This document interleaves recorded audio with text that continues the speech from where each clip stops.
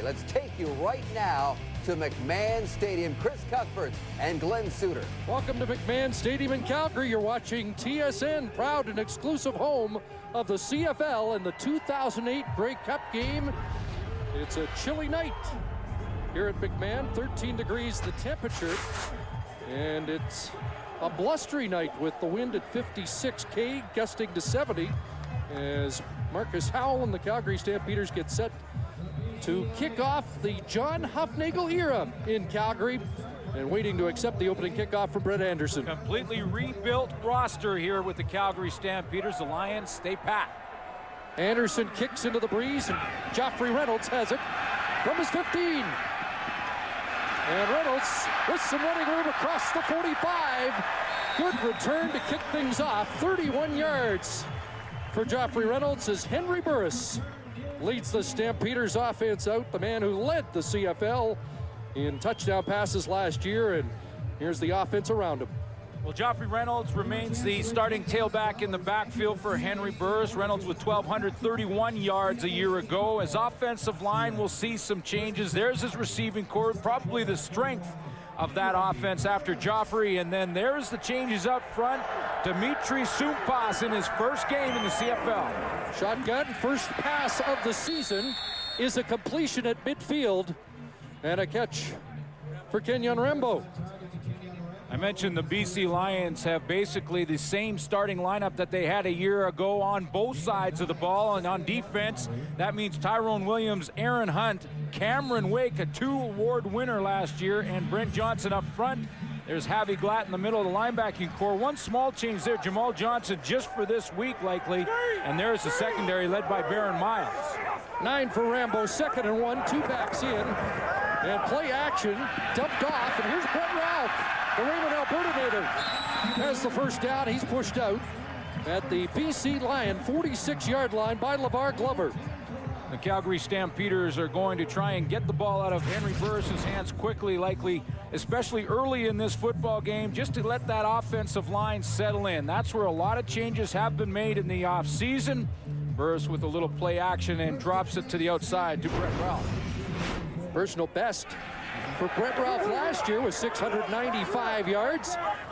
Calgary with the first down at the Lion 44-yard line. Joffrey Reynolds, his first carry, has 4 down to the 40-yard line. Well, Chris, it is the new era for the Calgary Stampeders with leader John Hufnagel back in the fold. Of course, Hufnagel, a former Stampeder coach, played in the league for many years. 87 his last year as a player, and was kind of a coach in Saskatchewan at that time, and his message through training camp has been discipline. 4 for Joffrey Reynolds, so it's 2nd and 6 for the Stamps. 5 receivers out. Burris under pressure. Penalty flag is thrown, and Burris scrambling, and he's brought down at the 40-yard line. Oftentimes when the quarterback has that much time in the pocket, the penalty flag back there will be for holding those offensive line, especially a young group up front here for Calgary. Likely caught there, but that's where the changes are for this offense. As they enter the 2008 season, Antonio Hall gets his first start. Calgary number 58. Penalties decline. 3rd down.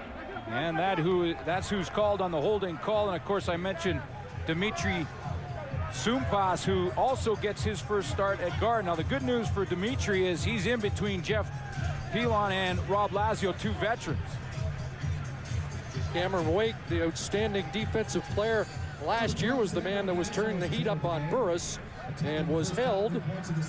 And so it's 3rd down, and on comes Sandro DeAngelis, and he'll attempt from 47 yards out. Brett Ralph, the holder, and a stiff breeze at the back of the usually reliable DeAngelis. And Sandro has missed this one. It'll be brought out by Ian Smart. And he's brought down before he gets to the 10-yard line. But no damage done on the opening drive for the Stampeders.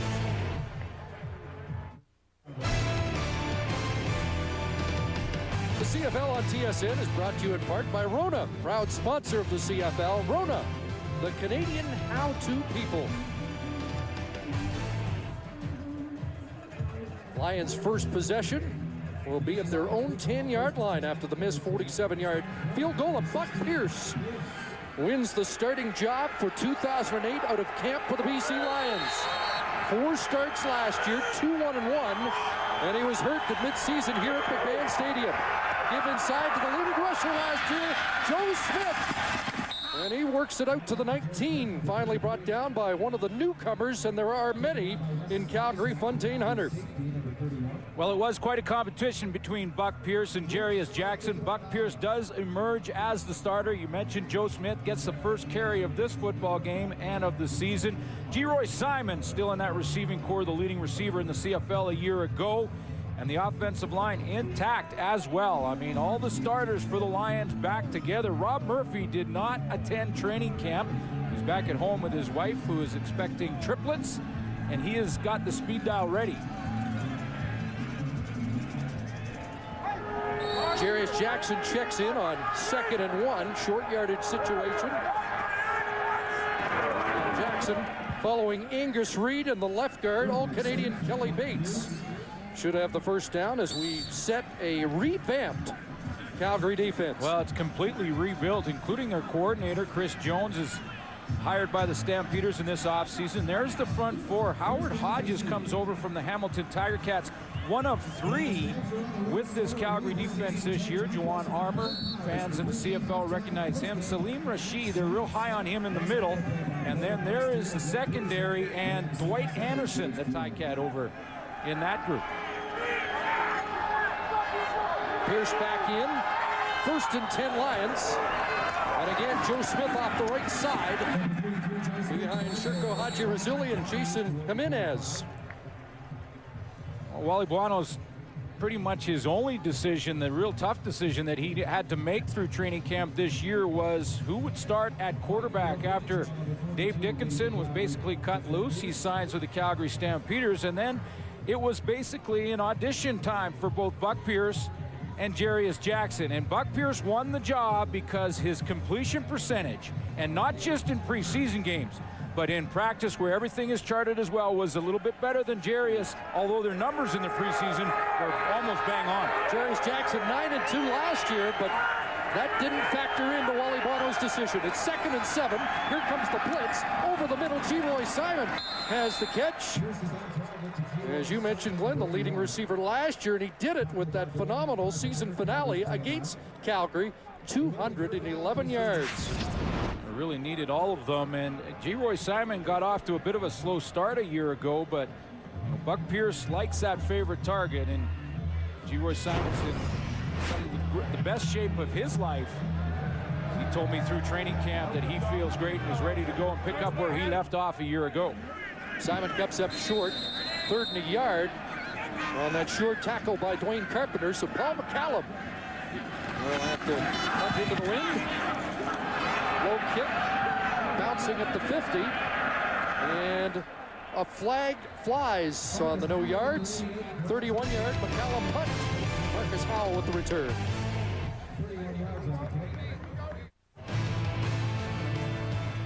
The CFL on TSN, brought to you in part by the 2008 GMC Sierra, professional grade. Well, Henry Burris put up almost MVP credentials last year, his 3rd straight 4,000-yard season. Again, led the league in touchdowns, and still not everybody happy in Calgary with his performance. Not completely. I mean, early in the year for Henry Burris, got off to a start where he had problems with turnovers. He kind of got past that in a real strong finish, and that's why he became a candidate for outstanding player in the CFL. He's put on some pounds, some good weight over the offseason. First down near midfield, and Henry Burris steps up, just got it away. Rob Prote, the release valve there, and they make a little out of nothing on an alert play by Burris. Who knows, there are plenty of critics here in Calgary. The quarterback and the goalie for the Flames are the 2 most hated people in the city. So, I mean, I don't focus in on that because we have a job to do, and the quarterback gets too much praise and too much blame always. And but again, I go as this team goes. If the team loses, like, what could I have done better? And if this team wins, what could I have done better to make things much easier for us? I put more pressure on myself than anybody else could ever put on me. 2nd and 6, and there's Henry Burris at his best. Perfect timing on the out to Kenyon Rambo. Well, this is where Henry Burris shows his arm strength and athletic ability. A quick read first. The decision is made in a hurry for Burris. He recognizes the defense and then throws a dart to the outside. John Huffnagel has surrounded Henry Burris in the offseason with a pretty good backup quarterback in Dave Dickinson, the former BC Lion and Calgary Stampeder, back in Calgary. He'll be there to help Burris on the sideline. Line for Rambo, and here's Reynolds deep and hole up the middle, and he thunders down to the 24-yard line, met finally by the safety Baron Miles.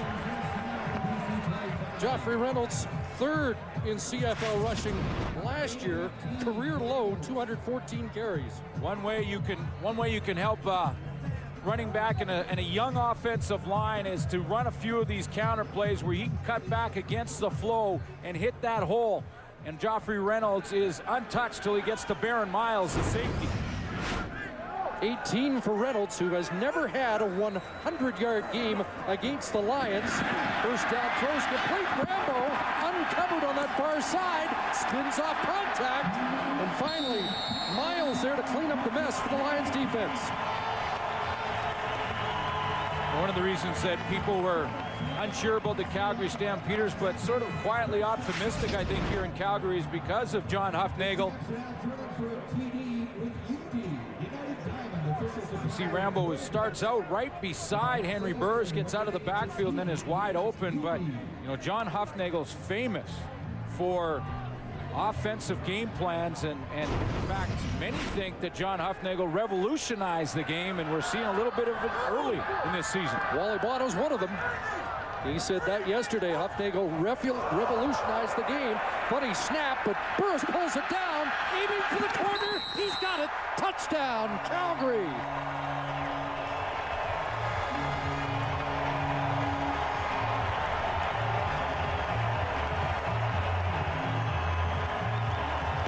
Henry Burris lights up McMahon. I mentioned he has put on some weight, and it's good weight. Henry Burris gets a high snap, corrals it, and watch the takeoff speed, the acceleration to the outside. That is Ryan Phillips, a defensive back, one of the fastest in the league, and Burris outran him to the corner. He put on 15 pounds. He hasn't lost any quickness. DeAngelis adds the extra point. Calgary strikes first here on home turf.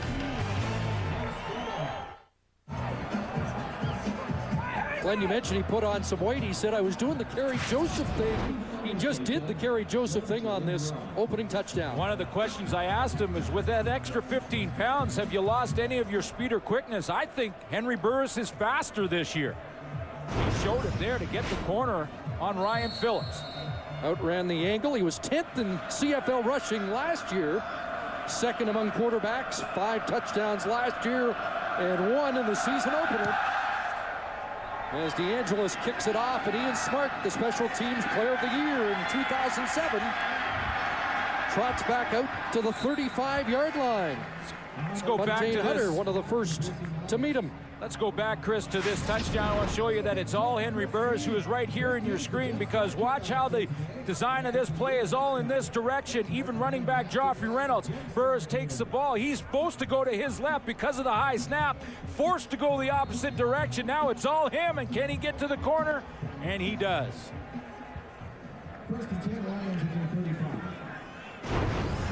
Thanks, bumped up. Let's see if Buck Pierce can respond. First down for the Lions at their own 35-yard line, working into the breeze here in the first quarter. And there's a pass for Jason Claremont. And he is surrounded immediately. 5 for Claremont, who was 3rd in CFL receiving last year. You see one thing there from the Calgary Stampeders defensive line and the offensive lineman there. A little pushing match going on. John Huffnagel this year in training camp has emphasized that this team needs to be more disciplined. And fights like this of been created for the Calgary Stampeders before, and they've gone on and caused penalties and penalty problems. Both players walked away that time. Quick pitch here, left side. Joe Smith follows the blocking and gets to the 45 and will be very close to the first down. You know, that was one of the first things that John Hufnagel said to me. He said, you know, you knew what the problem was last year. Last year, it was a record-breaking year in a bad category for the Calgary Stampeders. Most penalties ever for this football team. That was the worst in the CFL as well. And it's the discipline issues. There was a fight in training camp, one fight that broke out in training camp, and Hufnagel sent the entire team to the locker room. Said, if you can't control your emotions in the game and be disciplined and not take bad penalties, you will not win. And I just saw a good example of that as the Calgary Stampeders got in a bit of a pushing match, and it looked like Hunter stepped away from the pocket, and Eddie Freeman away from that fight and got right back into the huddle. It's already paying off for Hufnagel. It's 110 yards of penalties a game last year, so it basically gave up a football field every game. 3rd and inches, Jarius Jackson in, and the officials meeting here prior to the snap of the ball. I think we're ready to go.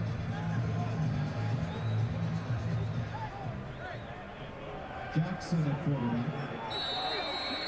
Second time they've gone in this short yardage package already. And Jackson breaks the plane of the 45 and has the first down. Little scrum there is Shannon James, the top defensive player with Calgary last year, trying to rip the ball out of the hands of the BC quarterback. Yeah, Shannon James, a guy that they could use a lot of different positions.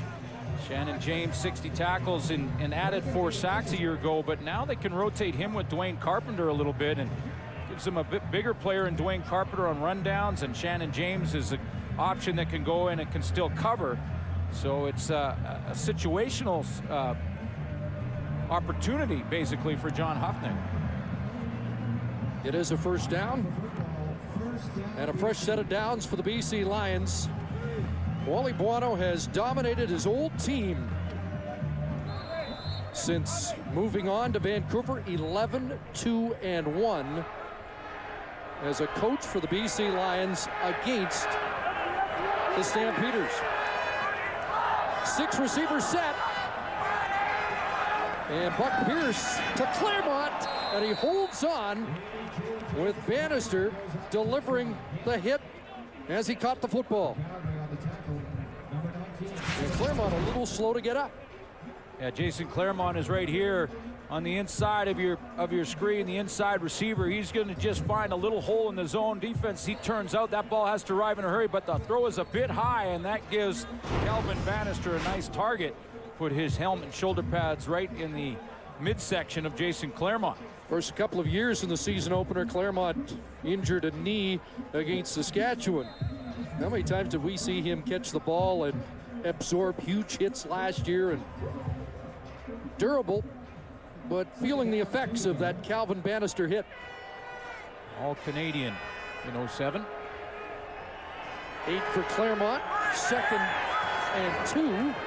Handoff, Joe Smith right side, and he'll be pushed back but close to the first down. Joe Smith, who a couple of years ago at his coming out party here at McMahon Stadium, a 66-yard touchdown run, and on the day 138 yards to solidify his position as the feature back in BC. Looks like it was enough for the first down for the BC Lions. Let's join Jermaine Franklin, who's on the sidelines. The Stampeders had the worst defense in the league last year. So how did they decide to bolster it? Well, they added 4 Hamilton Tiger Cats. Hamilton was the worst team overall last year. So I asked each of them, does that make sense? Each of them said, yes, it does. But Jawan Armour had the best answer. He simply said the Saskatchewan Roughriders added 9 Tiger Cats last year, and they won the Grey Cup. Yes, it worked for the Roughriders. Is it the right formula? Boy, Jawan Armour had a terrific season last year, 4th in the league in tackles. Dwight Anderson, one of them, Juwan Armour, and of course Talbot Hodges on defense. There's the starters, and Richard Carey, who is not going to start at safety. Wes Lysak won that job, but we'll see some playing time. And you know, it's a good example, and this can be a good example, another good example of why, you know, just because you have a bad record like Hamilton had a year ago doesn't mean it's a roster full of bad players. 2nd and 7. Carey is in the defense now. Both Canadian safeties in defensively, and that pass intended for Claremont falls incomplete. It's basically just the right chemistry. Do you find the right chemistry? Juwan Armour's a good football player, and he's over there last year in Hamilton, and a team that struggled, had a quarterback come in mid-season. They're off to a slow start here after losing to Montreal before this game began. But the bottom line is those are good football players, and if the chemistry can be right, and it can be right here in Calgary, it can be a different outcome. Just over 2 minutes remaining here in the opening quarter. Marcus Howell drops deep. Paul McCallum in his 16th year, looking to pin Calgary deep. Bouncing down inside the 20. And no yards, flags fly again. As Ricky Foley's first man downfield, a 31-yard McCallum kick.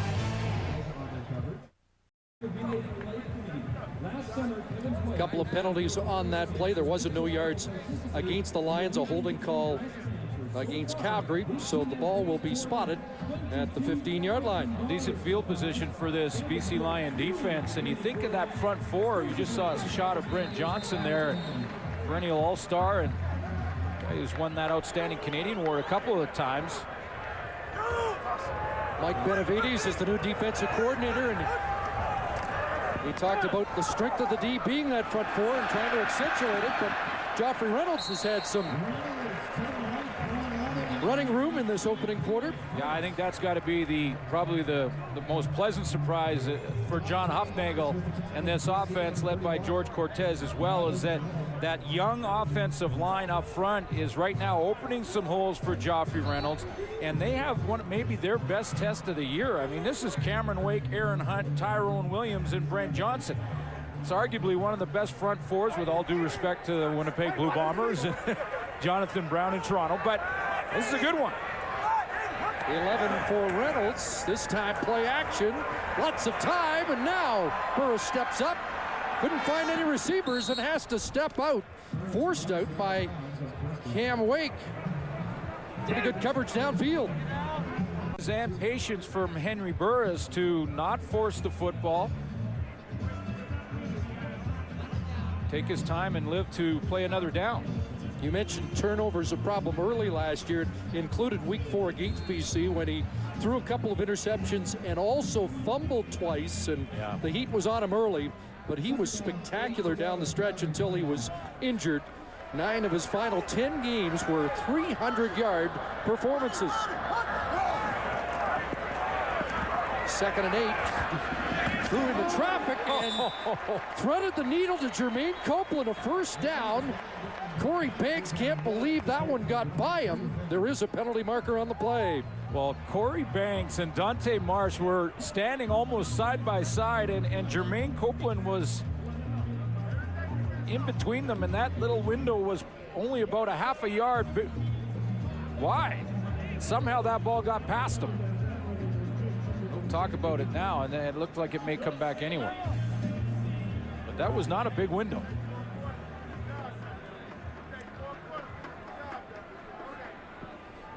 Sometimes you can get away with this if you have the arm of Henry Burris, because with Banks right there and Dante Marsh, a lot of quarterbacks will not try this throw.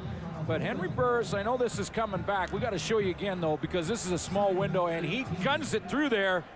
Somehow Copeland comes up with it. He'll come back for penalty, but that's a strong arm throw. Unfortunately, didn't pick up the guilty party. 2nd and 18. Underneath, Reynolds breaks a tackle. Flag down. Otis Floyd in on the stop for the Lions as Reynolds gets it back to the 25-yard line. It'll be 3rd down pending the penalty. Reggie Miles is attacking for BC.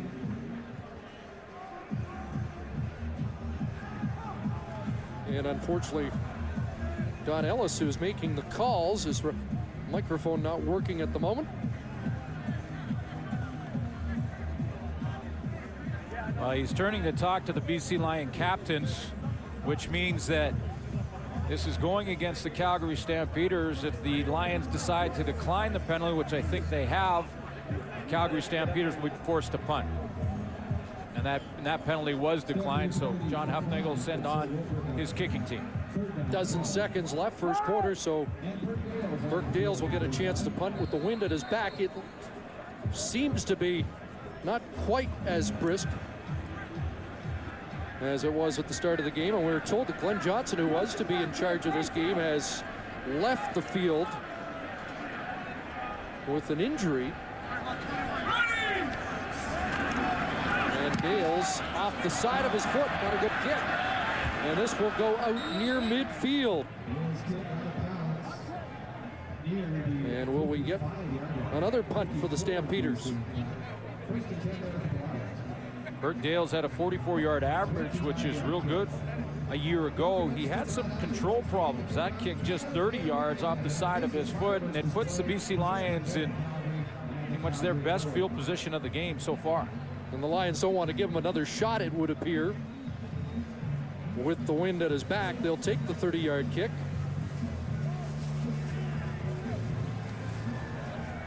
Zeros on the clock. Craig Dickinson is the special teams coordinator for the Calgary Stampeders. So there's the call on the punt by Dales that went out of bounds. That's one quarter football here at McMahon. The first quarter is complete. The Calgary Stampeders. First quarter stats brought to you by Tim Hortons. Always fresh, always. Well, the biggest question mark, I think, was what kind of Calgary Stampeders team would we see here in this first quarter under John Huffnagel?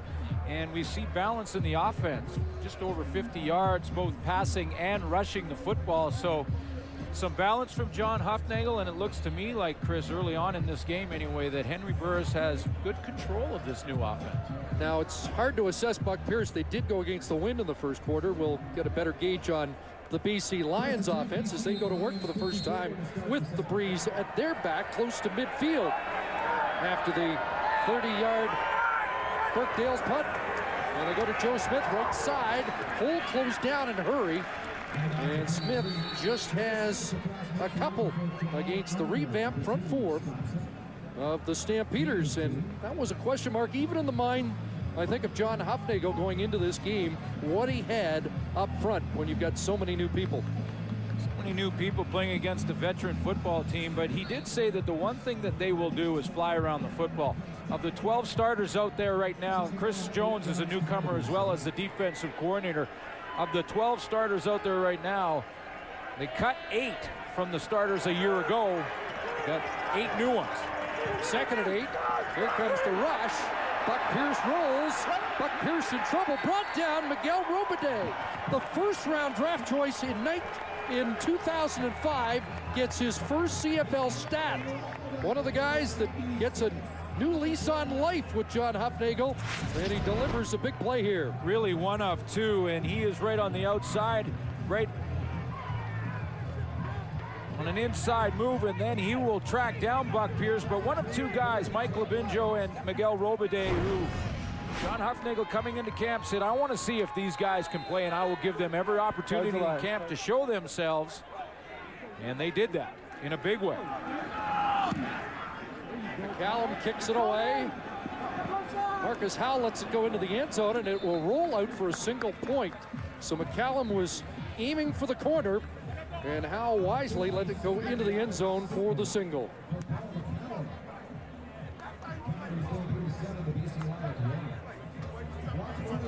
Henry Expected perhaps a more high-scoring affair. You know, last year in the 4 meetings, 3 wins for BC and a 45-all tie. The average score was 62 total points. Henry Burr is perfect with the wind at his back. Now he will have to, again, lean on his arm strength a little bit going into that wind, and like we see a little more Joffrey Reynolds. We saw balance in the first quarter. 58-yard single for McCallum. At the 35, Calgary's offense goes to work. This time Reynolds is brought down, and that's a newcomer for the Lions. Their dime back, Reggie Miles, with the tackle, former co-captain of the Cincinnati Bengals. And a late flag, Corey Banks in the middle of it, as the Stampeders were getting set to huddle up, and Banks was in the middle of the huddle, and we'll see what the penalty call is. But Banks is heated up. Huffnagel reminding his squad to just back away. There's Mike Benavides. And it is against Banks. Benavides telling us prior to the game that he wants that defense to confuse the quarterback's eyes, but he really hasn't had Henry Burris off balance yet in this game. Not yet, and you know, first quarter, not even close to the full playbook shown by the BC Lions or either team for that matter, just not enough time. 1st and 10 at the 45 after the penalty, a pump. Burris steps up. Burris looks downfield, and he'll pull it down and step out of bounds in Lions territory at the 53. You know, you can tell that Henry Burris in the offseason thought about the start that he had and the turnover problems that he had to overcome, because I've seen him a couple of times now in this game get to the outside, and rather than try and force the football, Burris of even the last couple of years would have tried to throw it here and he would try to jam it into tight coverage. This time he's patient, again like he was in the first quarter, takes what he can get and lines up again. 12 more for Henry Burris on the ground. Another first down for the Stamps. Empty backfield, quick hitter, far side. This is the newcomer, Chris Jackson. And he's finally upended, out of bounds by Baron Miles. Jackson, newcomer in the lineup. And he had 5 catches last week in the preseason game, 21 here. He is right inside, He's the middle guy in a 3-receiver package. They'll bring Joffrey Reynolds out to do some blocking, and you can see the blocking downfield by Nick Lewis. He brings Jackson to the outside. Chris Jackson, who was in the Argo camp last season, an extra receiver for the Stampeders, who have so many weapons at Henry Burris's disposal. And the officials conferring here.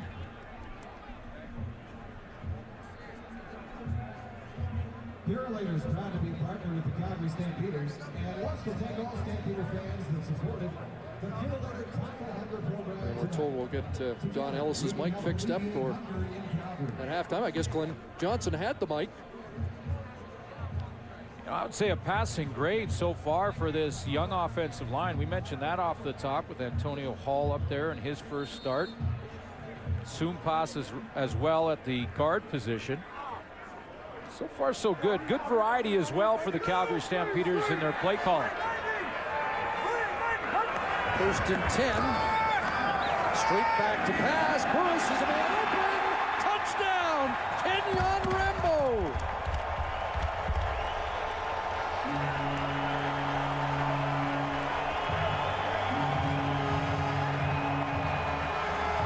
Well, things look pretty good in the Huffnagel era so far. Well, I love the variety and the balance. They've shown Joffrey Reynolds a bunch, so watch what Henry Burris does here. Play action, little fake to Joffrey Reynolds, maybe freezes the defensive secondary for just a second. 24 Corey Banks looked like he had to have deep outside third or the deep part of that field in that zone. He got caught looking at Reynolds, and Rambo goes right by him. Kenyon Rambo tied for the league lead in touchdown receptions last year with 10. He has his first of 2008. DeAngelis. Extra point. And the Calgary Stampeders open up a 14-1 lead. Great matchup for the first Wendy's Friday Night Football matchup of the year. It's Kerry Joseph, the outstanding player in 2007, and his new team, the Toronto Argonauts, traveling to Winnipeg to take on the Grey Cup finalist Blue Bombers. Live coverage begins at 7:30 Eastern, 4:30 Pacific. Available in TSN HD. Just shy of a 1,000-yard season for Kenyon Rambo a year ago. He did get on that touchdown board with 10, and that's his first of 2008. 32-yard touchdown reception. Ian Smart on the return. Dwayne Carpenter, first contact to bring him down. Sweet move, too, from Kenyon Rambo to be able to shake Dante Marsh on the outside. There's Kenyon Rambo right there, and watch how he's going to come up to about here, do a little move here, and then go right behind Dante Marsh as he gets in behind Marsh, and then Marsh gets no help. Right here comes the move from Kenyon Rambo on the outside, little stutter step, and then he's gone. And Dante Marsh can't get any help from over top from Corey Banks. Touchdown, Kenyon Rambo. A couple of years ago, we talked about Copeland and Lewis, but anytime you talk about the receivers now, you better have Rambo near the top. Buck Pierce, got to get something going. Pressure on, downfield, open man. Paris Jackson has it at the Calgary 34-yard line. When Buck Pierce took a couple of steps towards the line of scrimmage, Wes Lysak, the safety for the Calgary Stampeders, started. He thought he would come up. There is Lysak down here. Now as Buck Pierce is going to roll a bit to his right, stop, and then step up. Watch when he makes the move. He thinks he's going to run, so Lysak, just out of the bottom of your screen, stepped up, and that allowed Paris Jackson in behind him. 45 yards. Pierce to Paris Jackson. Lions in business. Pierce rolls left, throwing, and delivers it high off the fingertips of Geroy Simon, who was looking into the setting sun here at McMahon. And wanted a penalty. Geroy Simon thought that he was grabbed as he made his outcut, but you're right, that was tougher. He was looking back right into the sun, and that's the sun coming off the corner here of McMahon Stadium, and that's right what Geroy Simon was looking at. Although he turned around and complained about a little bit of a tug. So it'll be 2nd and 10. Lions had over 400 yards of offense 9 times last year, but none in the first 3 weeks. Sometimes takes a little while to get the offenses going. Calgary's operating on all cylinders. Let's see what the Lions can do with this opportunity. He's in trouble. Buck Pierce wrestled down, and it's a sack. Howard Hodges, one of those former Ticats, gets the Lions quarterback. Penalty marker down in the Calgary backfield. And he works one-on-one, Hodges on Angus Reid, the center. A nice swim move. That's where you hit with one hand and bring the other arm up over the top. Hodges gets back in there, and Buck Pierce has no chance.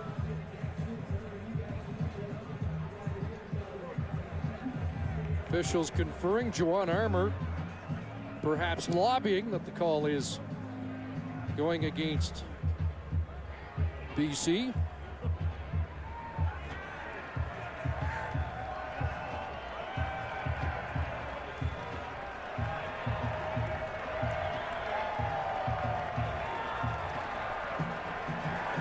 Rob Murphy called for unnecessary roughness. Murphy with a grab to the face mask of Wes Lysak, and he just never lets go of it. Drags Lysak around a little bit. Gets called for it. So not only will the Lions not get first down yardage, they'll get pushed back, and the Calgary Stampeders get a lot better field position after this punt from Paul McCallum as a result of that penalty. Talk about a field goal range.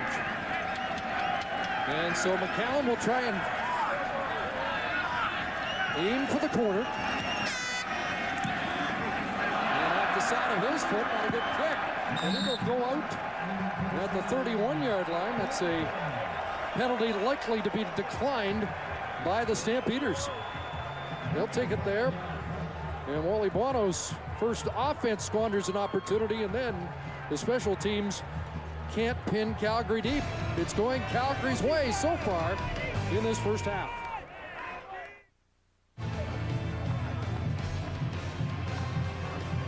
Closed captioning of the CFL on TSN is brought to you by Sport Check. When you're in the zone, time almost stands still. Getting into the zone begins with Sport Check. Sport Check, the power of sport. Henry Burris looks like he's in his zone. Joffrey Reynolds, right side. Strung out, now turns it up. And has a couple of yards. Cam Wake there again. Well, John Hufnagel, an offensive coordinator and a force in the CFL before going south, and what a resume he has built in both leagues. Well, yeah, and I asked him yesterday in practice about what kind of head coach he will be and what influences he takes from Tony Dungy, Bill Belichick with 3 Super Bowl rings with New England. Tom Coughlin has a Super Bowl ring. His answer was quite interesting. 2nd and 8. Burris dumps it off. Jermaine Copeland stretching out, looking for the first down, and he'll get it at the 43-yard line. And I'm seeing a whole bunch of John Hufnagel's influence in this offense, although it is George Cortez, the offensive coordinator that was here a year ago. But you're seeing the variety of crossing routes, that outside play to Kenyon Rambo. We've seen a lot of Joffrey Reynolds. George Cortez will call the plays, but you're seeing a lot of the John Hufnagel creativity from the past. George Cortez and Hufnagel go back to those powerhouse stamp offenses of the 90s. Reynolds straight ahead. Well, you mentioned the head coaching influences. Let's find out who was most influential. I think the person I learned the most from is the guy that I'm coaching against in my opening game, Wally Bono. Wally's record and his success is by no accident, and I was fortunate that I spent as many years as I did coaching for him, because a lot of my philosophy is very similar to his. Well, the mentor right now is trailing John Hufnagel in his coaching debut. Another quick hitter to Reynolds. Cross midfield. Henry Burris is a perfect 10 for 10 to start 2008. Well, and playing with great confidence, too. His coach is a former quarterback. He has Dave Dickinson on the sideline, and Henry Burris looks more stable in the pocket. He has great confidence and control in the offense. His throws are hard, low, and to the target. He's completely accurate, 100%, as you mentioned, 10 for 10, and he's starting to rack up some yardage. Reynolds became more prominent as a receiver last year. Personal best 49 catches, fake to Reynolds, pressure on, and that one dumped off and nearly picked off. Closest man to it was the Lions middle linebacker, Javi Glatt. Yeah, and you could see George Cortez there congratulating Henry Burris, although it was closer than he liked. Javi Glatt, I don't think Burris saw, but the bottom line was he was deliberately throwing that football away. And remember, all you have to do is cross the line of scrimmage as a quarterback with the ball, and there's no intentional grounding, even if there isn't a receiver anywhere near the football. As long as it crosses the line, it's okay. You watch George Cortez sending in the signals, and John Hufnagel says it's his offense, but I'm reinforcing what Cortez is teaching. 2nd and 10, gunned over the middle, incomplete. Chris Jackson, the intended receiver, and there is a penalty marker down. Looks like a holding call against the Stamps that will be declined.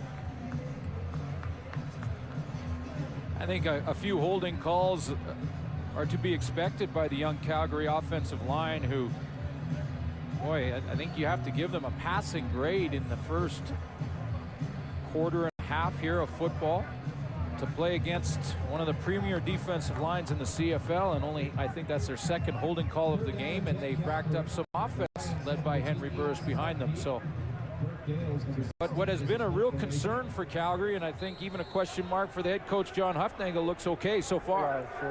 A lot of question marks have been answered in the first half, at least for a half of football. Kick into the wind as Smart backpedaling to a 6.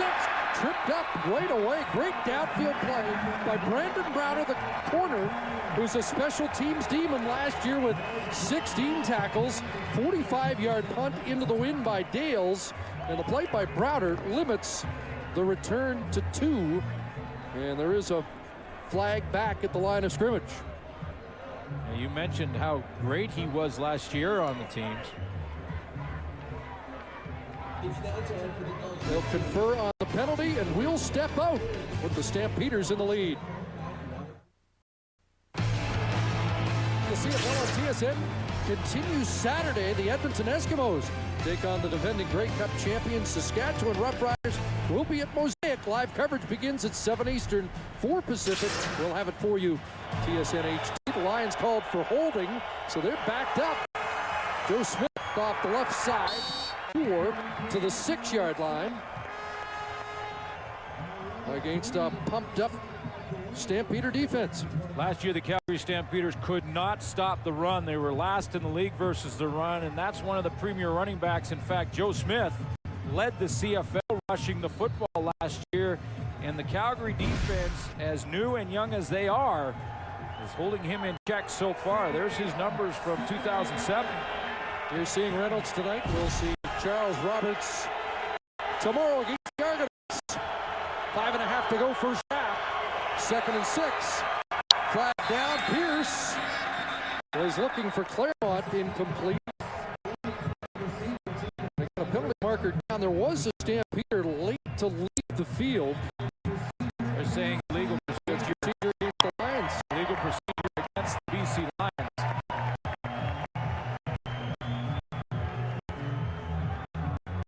Not a first half that Wally Bottom will be happy with. Legal procedure. We second down over again. Looks like Rob Murphy again. Excuse me, Glenn. He needs to get the missed all of camp. Might be just a half step behind right now. Although in that case, he's a half step ahead.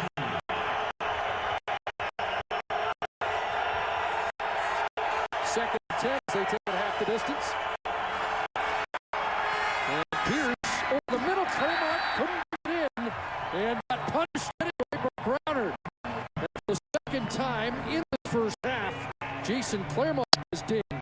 And it looks like Claremont got up favoring the right side. Looks like his shoulder or his arm, he hasn't moved it since he was hit by Brandon Browner over the middle. And Browner comes from the corner spot, lowers his shoulder, and you can see it looks like Claremont may have got, it's called a stinger. When you get hit on the side of the head and the shoulder, you can't really feel your numb in the arm and the elbow and all the way down to the hand. He really hasn't moved that arm yet. That's the second big hit he's taken in the game. So Claremont in obvious discomfort. And with the Lions backed up, do they kick the wind to Callum back? Yes, they do. And a good kick as Marcus Howell back inside his 50. Now trying to get outside. Broke one back, breaks another. Turns the corner across midfield. Down the sidelines, finally pushed out at the 40-yard line. 56-yard McCallum, but Howell gives it back 20 to keep the momentum in the Stampeders. Well, set up as a ball return, and Howell just kept with it all the way to the right side, outside the numbers. It's a ball return, meaning that all the angles of the blockers are on the outside coming in, and Howell just stuck with it. He kept to the outside, he relied on his blocking, and he got some pretty good yards once he did get the corner. Finally pushed out by Tim Goodwell, Daniel McCullough, and Tad Kraft both had shot to Marcus Howell. The 9-year vet turns upfield 20 yards. Jack Reynolds pulled down after big Tyrone Williams, who had arthroscopic surgery a couple of weeks ago with the hip. And all of a sudden, Tyrone Williams looked like he just got his wake-up call at the hotel. Now he's getting a little bit fired up. I started to wonder when this BC Lions defensive line was going to start to turn it up a notch. I mean, we're used to, over the last couple of years with this defensive line, see a lot more intensity. It looks like Tyrone Williams is trying to get the rest of the team fired up too. There may have been a loose football that the Lions feel they recovered. Bono has the challenge flag on the carpet. And Wally's out by the numbers. From our vantage point, I'm not sure if we saw the ball come loose. I think Williams felt like he made the tackle and stripped the football in one motion. Let's take one more look at it. Run off the left side of that offensive line. There's the hit by Williams. He goes up over the top. Ball down on the carpet, but was Reynolds. This is on the ground first. Another angle for you, and you just see the ball came up before Reynolds hit the ground. He's down, knee down there. It looked like he still had possession, although he kind of lose sight of the football because of Tyrone Williams' right arm. And if you ever stood beside Tyrone Williams, you know he could block the sun with that right arm. He might show it a little bit there, but I think it like Joffrey Reynolds' knee hit the ground, and then the ball came out as his body hit the ground behind the knee. As soon as that knee touches the ground, you're down by contact.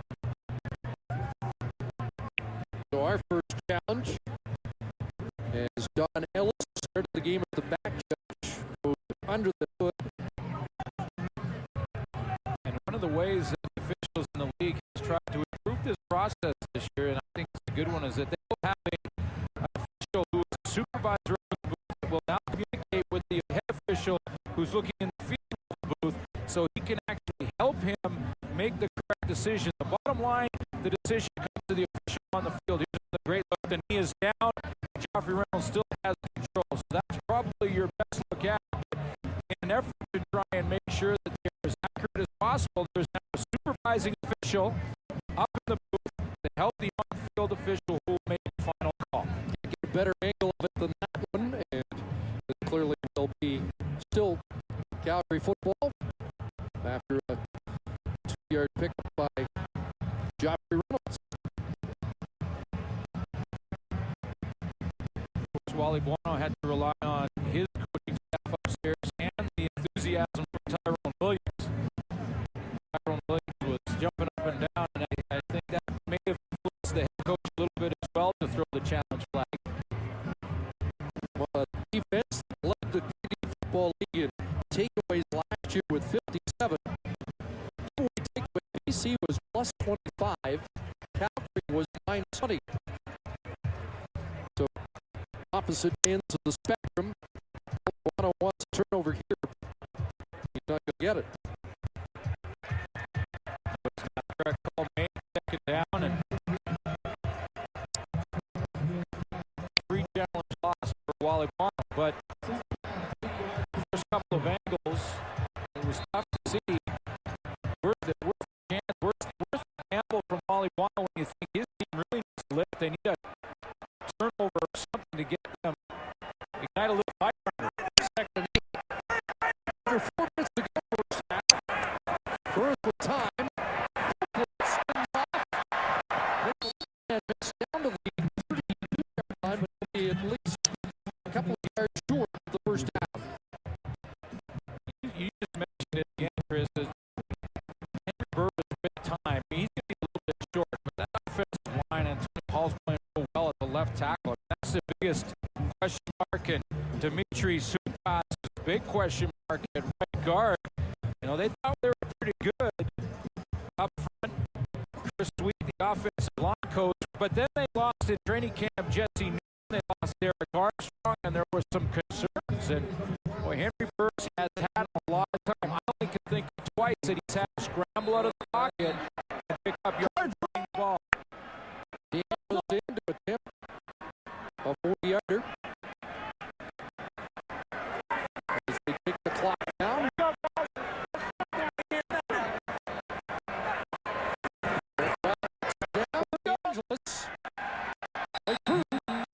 As Calgary expands its lead. It's 17-1 Stampeders.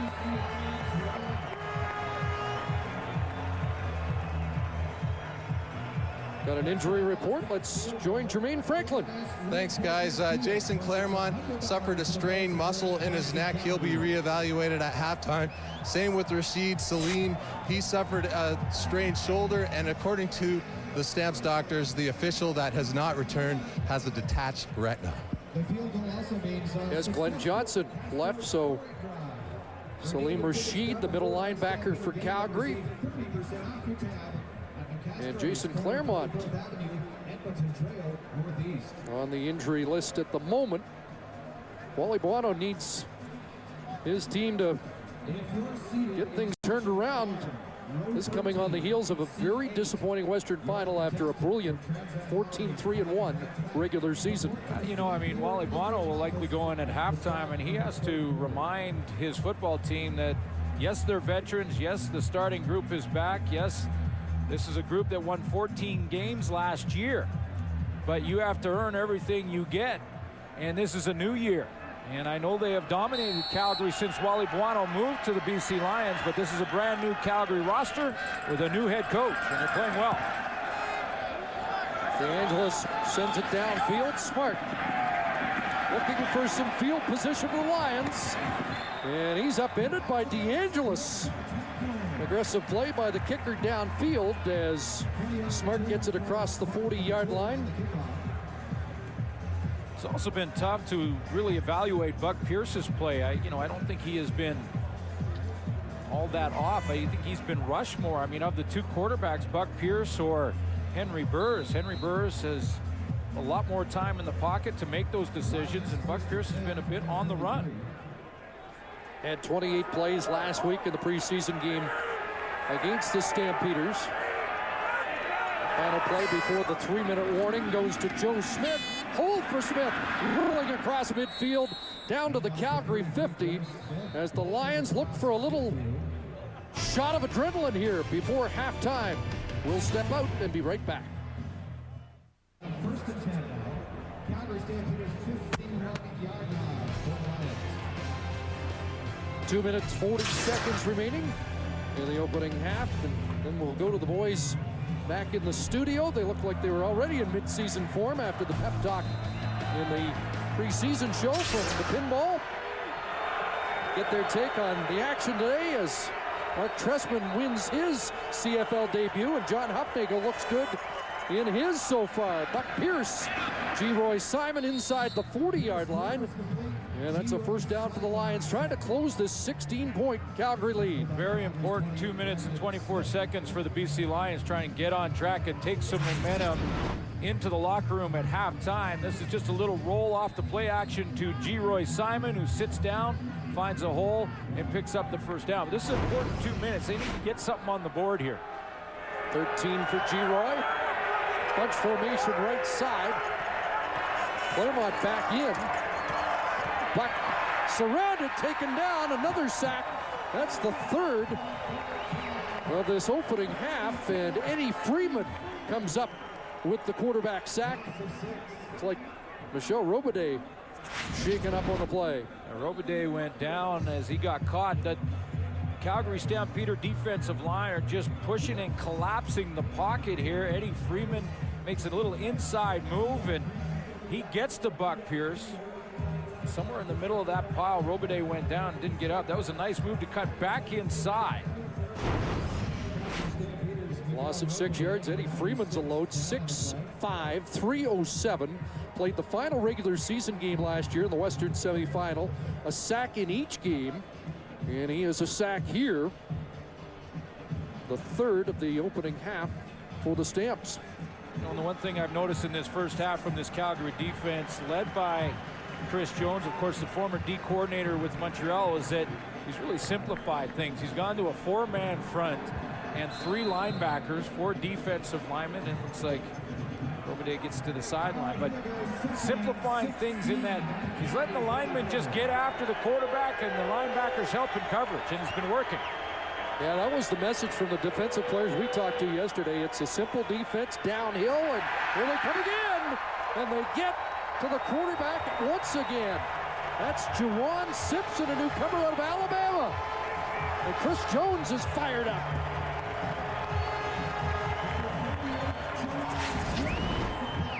Right on the outside of your screen right here, Juwan Simpson, the newcomer, he takes advantage of the fact that Juwan Armour takes up the block inside of Rob Murphy. Armour's on the inside, Murphy takes a look at him, and he lets Juwan Simpson on the outside run free. He gets his first sack in the CFL. First sack was a loss of 6, then the Simpson sack a loss of 10, and McCallum has to kick it downfield. Marcus Howell from his 12, and he's pushed out immediately.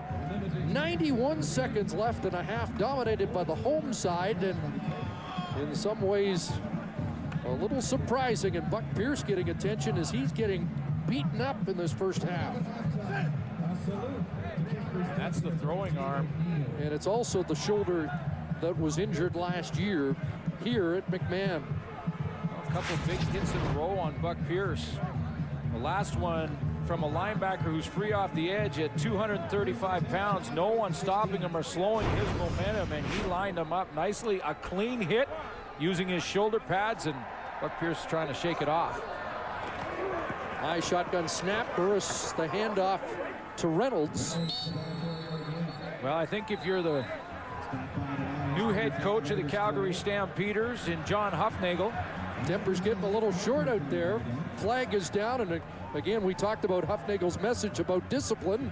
Ryan Phillips heated up for the Lions. Yeah, and this is what John Hufnagel wanted to see from his team. Would they continue to fight? Would they get a bad penalty, put themselves in a bad situation, or even an offsetting penalty? That hurts you as well, because rather than offsetting, they'd rather have, if you're Calgary Stampeder, Ryan Phillips get the penalty. And both times I've seen these little scuffles so far from Calgary, I have not seen them continue. Ryan Phillips is continuing. This time it is a Calgary penalty, though, so Hufnagel will take note. And unfortunately, again, with the injury to Glenn Johnson, we don't have a mic on Don Ellis, who's in charge now. Yeah, but that penalty was during the play, and that pushed him back, not from the fight afterwards. So the discipline is there, but I think if you're John Hufnagel, to be pretty happy with your team in the first half of your first game as a head coach in the CFL. 2nd and 16 now. And the Lions make it the ball back. Reynolds straight ahead, and look at Bobby Glatt fill the hole and take down Reynolds. The Calgary native with a defensive stick to get the Lions the football one more time in this first half. He does a nice job of just stepping up in there right by the goalpost, as this is how the middle linebacker is supposed to read it. Take a look at where the blocking scheme opens that hole. It was basically the blockers for up front, the offensive line sliding to the right. That opened the cutback lane, and right in that hole was Javi Glatt. 6 years in the league, 3rd year as the starting middle linebacker for the Lions. So 16-point lead, but with 1:21 to go, the Lions call a timeout, stop the clock, and should get the football on the Stampeders' side of half, unless John Hufnagel opts to concede the safety. You know, the way his defense has been playing, I'm not sure that he has to. Back-to-back sacks in the last series from the Calgary defense.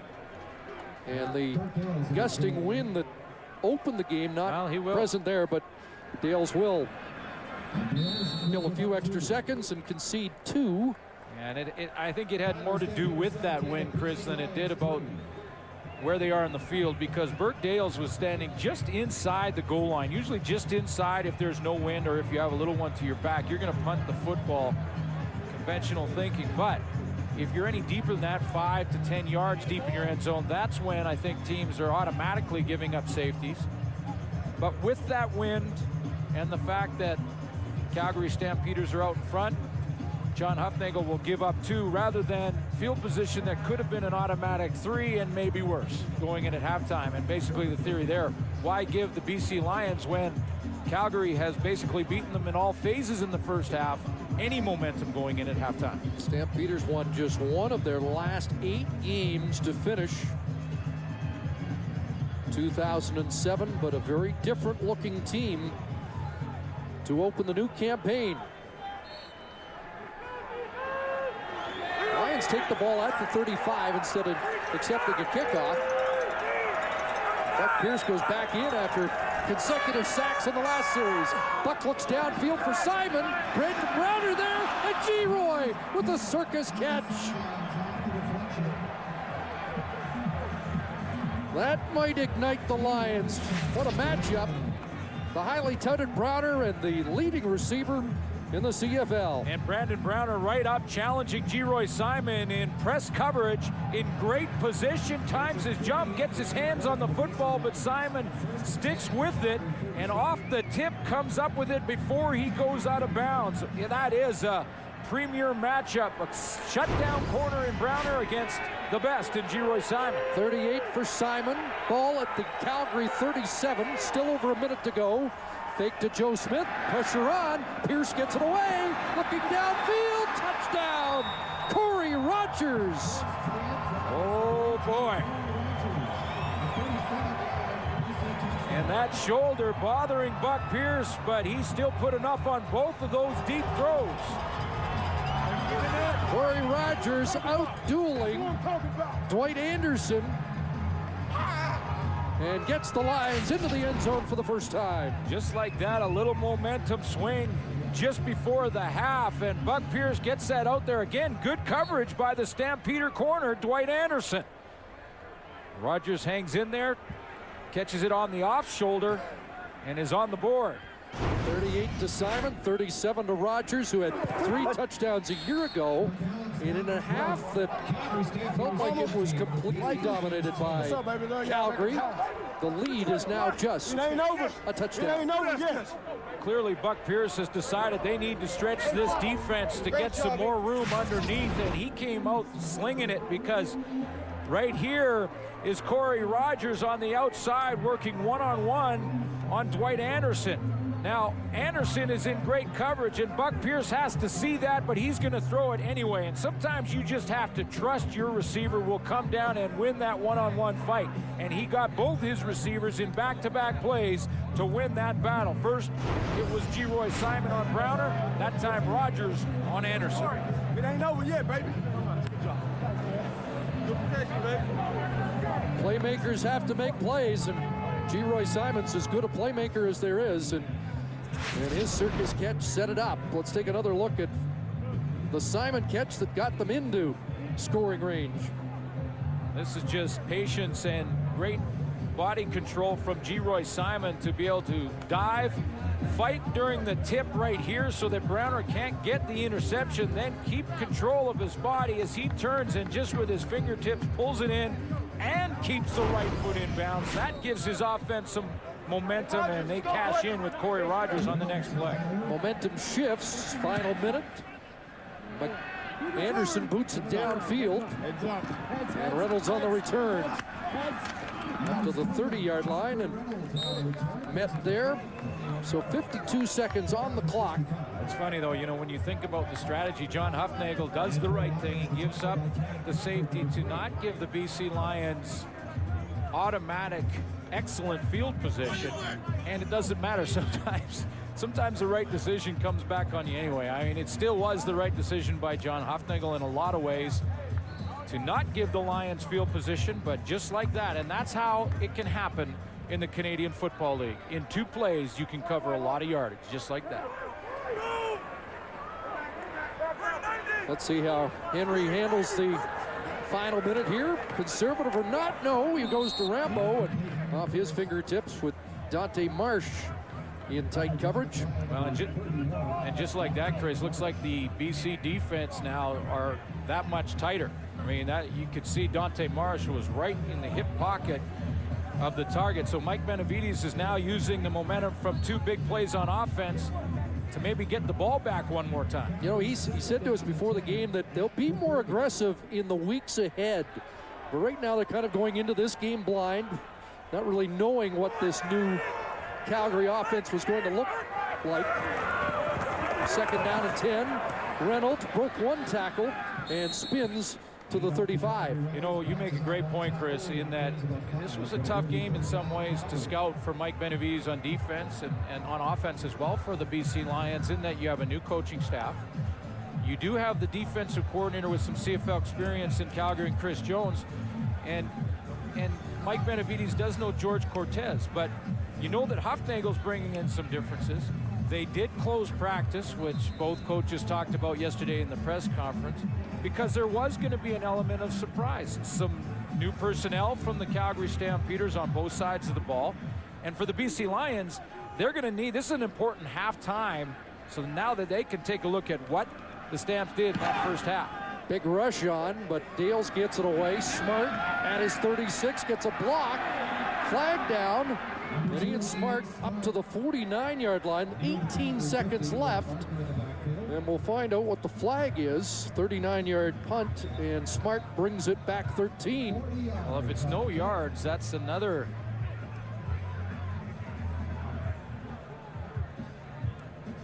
some tacked on yardage. Now, the Lions may not have enough time for another major before the half, but depending on what happens in this penalty, his no yards decline. They'll take the 13-yard return. And you're right, the momentum with BC, if they could put 3 more on the board, they could feel a whole lot better about how this first 30 minutes has gone. Well, where the ball will be marked. Oh, some ice going on Buck Pierce now. So Jarius Jackson's in after Buck Pierce threw a touchdown pass, but the effects of those back-to-back sacks appear to have taken the toll. And so Jarius Jackson here in relief.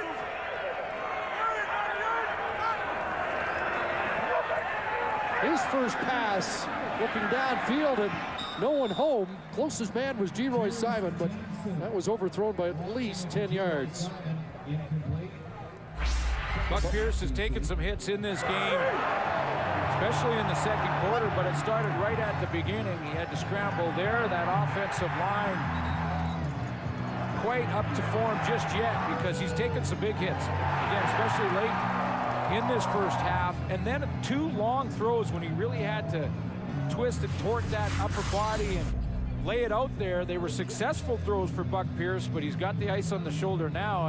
And without a warm-up, Jarius Jackson way off the target on his first throw, but that's to be expected when you can't even warm up on the sideline. 12 seconds on the clock.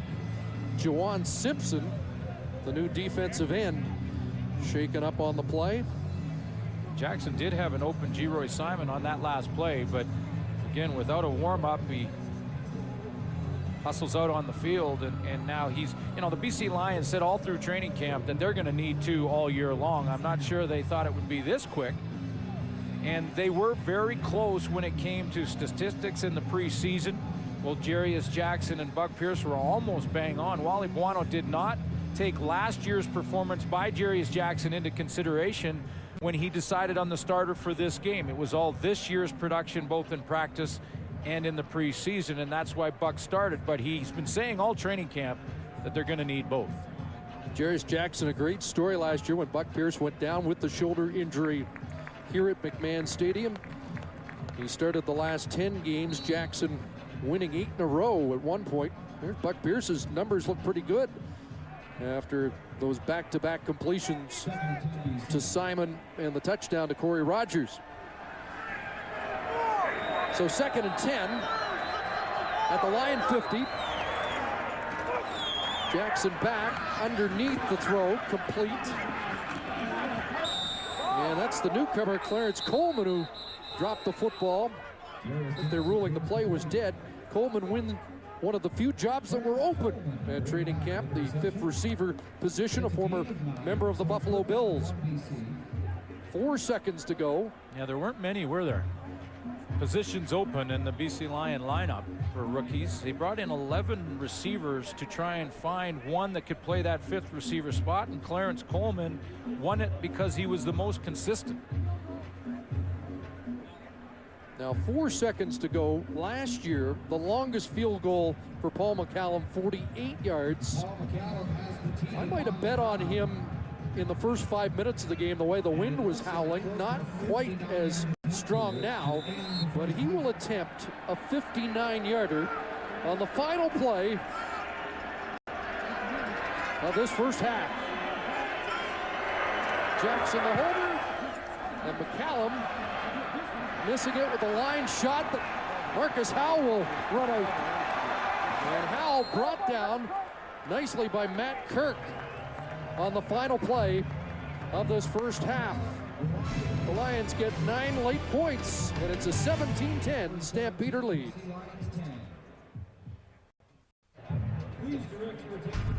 Welcome back to McMahon Stadium. Exclusive coverage of the CFL on TSN as we head to the 2008 Grey Cup game in Montreal. 17-10. Stampeders lead at the half. Jermaine Franklin is with John Huffnagel. Coach, it looked like a perfect half up until the last minute and a half. How would you assess your first half as a head coach? Well, we're playing with a lot of effort out there. We're flying around. Unfortunately, we got some injuries on the defense. Offensively, we need to stay on the field and hopefully not put the defense on in those positions in the second half. About every day of training camp, you were asked about the offensive line. How have they performed so far? Well, I mean, we have 200 yards offense, so, I mean, they're not doing all that bad. Obviously, we have too many holding penalties out there. we got to fix that and, just play with a little bit more poise. Thanks, Coach. Thanks. John Huffnagel making reference to injury. Salim Rashid, the middle linebacker, hurt. Jawan Simpson as well. Buck Pierce was nicked in the first half, but it looks like he may be ready to return to the game. Well, he's warming up, but he doesn't look like he's really warming up with any zip on the arm. I mean, for Wally Buono, he has said that he would use two. It wasn't a bad half of football, actually, considering how many times Buck Pierce was hit. Jarius Jackson also warming up, and it looks like Jackson I think is it'll more be Jackson. game ready as we check the sidelines for the Lions. Well, you saw Buck trying to throw, but Buck Pierce was throwing a little tentatively, and Jarius Jackson, that's real warming up right there. He's got the helmet strapped on, and he's throwing as he's running to warm up his arm and his lower body as well. Ian Smart awaits as DeAngelis kicks off the second half. Smart from his 20 across the 35. Look out! Ian Smart over midfield and finally pushed out at the Lion bench. They'll mark him out at the 52-yard line, and the momentum from late in the first half continues in the Lions' direction. Special Teams Player of the Year, and Ian Smarts gets the BC Lions some great field position so that Jarius Jackson can take control of this offense now with Buck Pierce on the sideline, and 9.9 yard punt return average in 2007.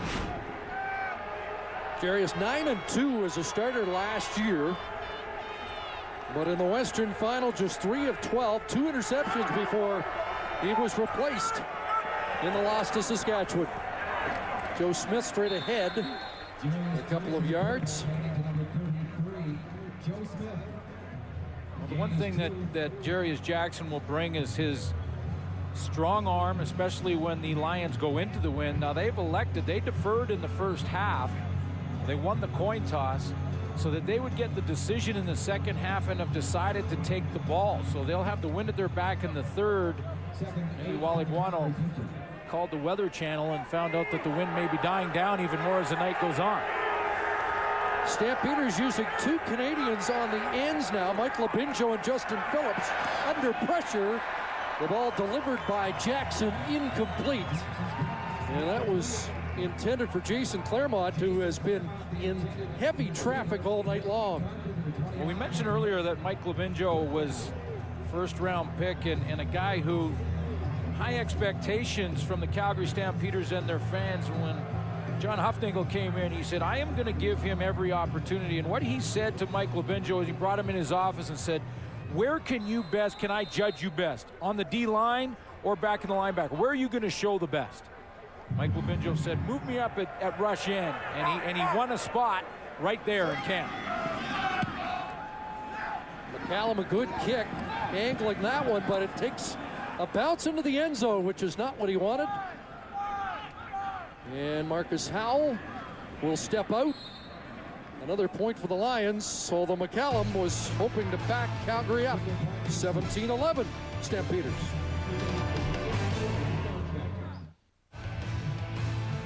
The CFL on TSN is brought to you in part by Nissan's Make the Call.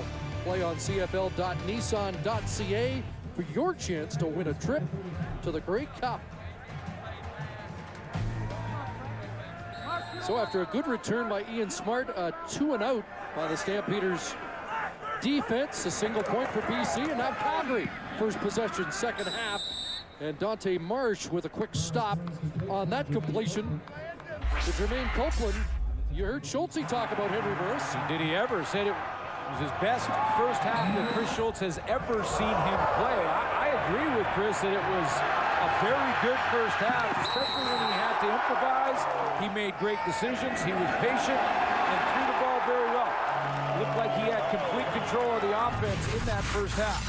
1 5-play touchdown drive capped by a Burris 7-yard run. Another 5-play 75-yard drive, and that touchdown catch by Rambo. Here's Nick Lewis. We call his name first time tonight. And Lewis with a first down catch 4 straight 1,000-yard seasons for number 82. Here he is right here. As he comes across, he'll just sit right in the hole, right through the zone defense. He lets everybody clear past him and then just gives a little wave to Henry Burris, who had lots of time to wait for Nick Lewis to clear through the coverage.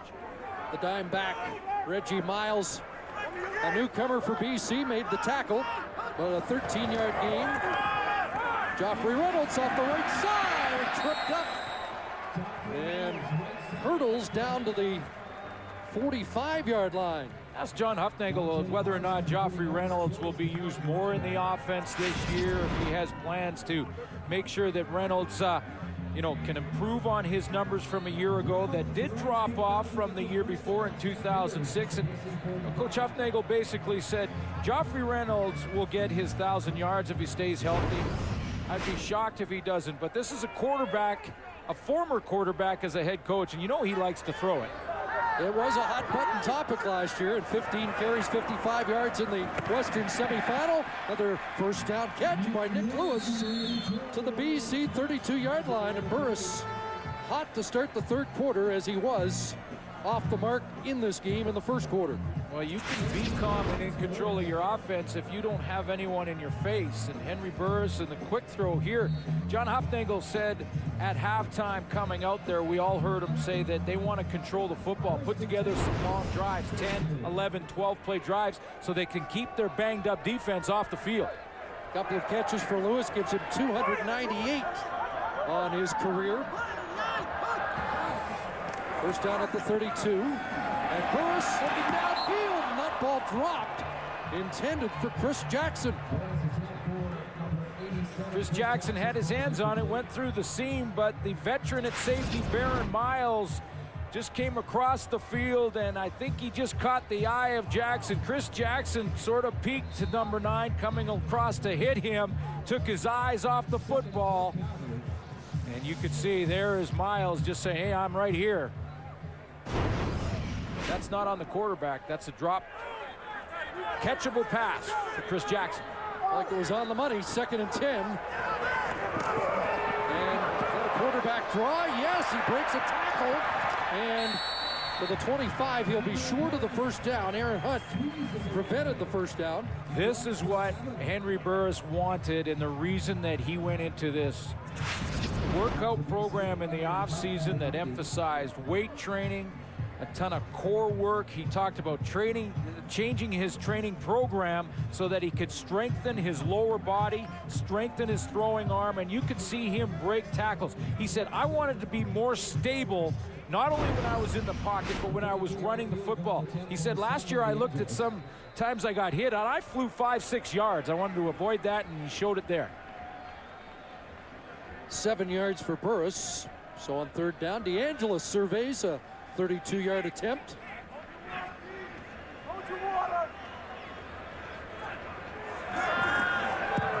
And DeAngelis misses to the right. Well, that's uncharacteristic. Missed opportunity for Sandro DeAngelis.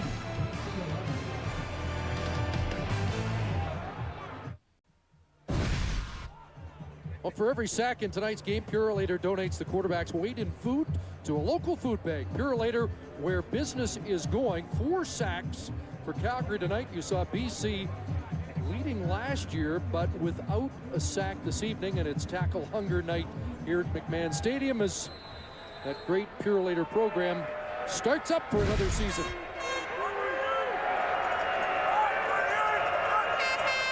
Lions go to work from their 35. Paris Jackson still in at quarterback, and a catch made by Paris Jackson over the middle. And a lot of new faces on that defense. Let's get an injury update from Jermaine Franklin. Thanks, Chris. Buck Pierce, he is out with a shoulder injury, but he is still available. It's a Wally Buono decision, and he still wants to go. Sherko Razuli, he is out with a hamstring. He will not return. On the Stamp side, Salim Rashid is out with a separated shoulder. Juwan Simpson is out with a hamstring, and Fontaine Hunter is also out with a hamstring. So both import defensive ends out of the game, and a pass broken up there. What a great break on the ball by Shannon James. We thought he might have had a pick and a touchdown. Guys like Shannon James are going to have to really pick up their play and start to make big plays like that, simply because of all the players that are out in that defense, the starting lineup for the Calgary Stampeders. That's great anticipation. They have moved Mike Lavinjo back to middle linebacker from rush end, moved Justin Phillips in his second year up to rush end. All kinds of juggling in the Calgary defense. As if there weren't enough changes before the season started.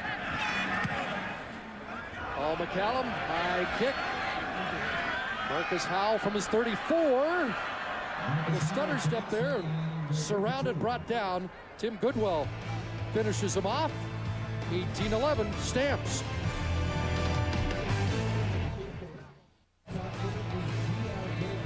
CFL on TSN, brought to you in part by Nissan's Make the Call. Play on cfl.nissan.ca for your chance to win a trip to the Grey Cup. But last year in 4 meetings, Lions won 3. There was the 45-all tie. In the third quarter, BC outscored Calgary 41-7. So the halftime adjustments all went the Lions' way last year. It's been a saw-off so far midway through the third quarter. The play action from Burris, a long out, and Brett Ralph over there with a catch, and he has 6. Last drive, Henry Burris came out. He moved the football because of Chris Jackson drop. That's how the drive ended, and then Sandro DeAngelis missed the field goal. So it was a long, sustained drive by Calgary Stampeders, which is not surprising in that Henry Burris is an all-star quarterback. He has all-star receivers, but he is playing against a very good defense that hasn't really shown it in game 1. Forward progress was 2 yards further. It's 2nd and 2, and Joffrey Reynolds gets the corner. And a first down up at the 53-yard line, and that Stampeder bench erupts. They thought he was face masked. Well, there is a rule that was put in before last season about the horse collar as well. If you grab the shoulder pads of a ball carrier and pull him down by the neck of the shoulder pads, that is a penalty as of the beginning of last year, and I think that's what they were complaining about the Calgary Stampeders. It looked like Otis Floyd got his hands in the back of the shoulder pads of Joffrey Reynolds, but he let go in time. 11 more for Reynolds. First down, close to midfield. And Henry Burris airing it out, looking for Jackson again. And incomplete. Ryan Phillips was step for step.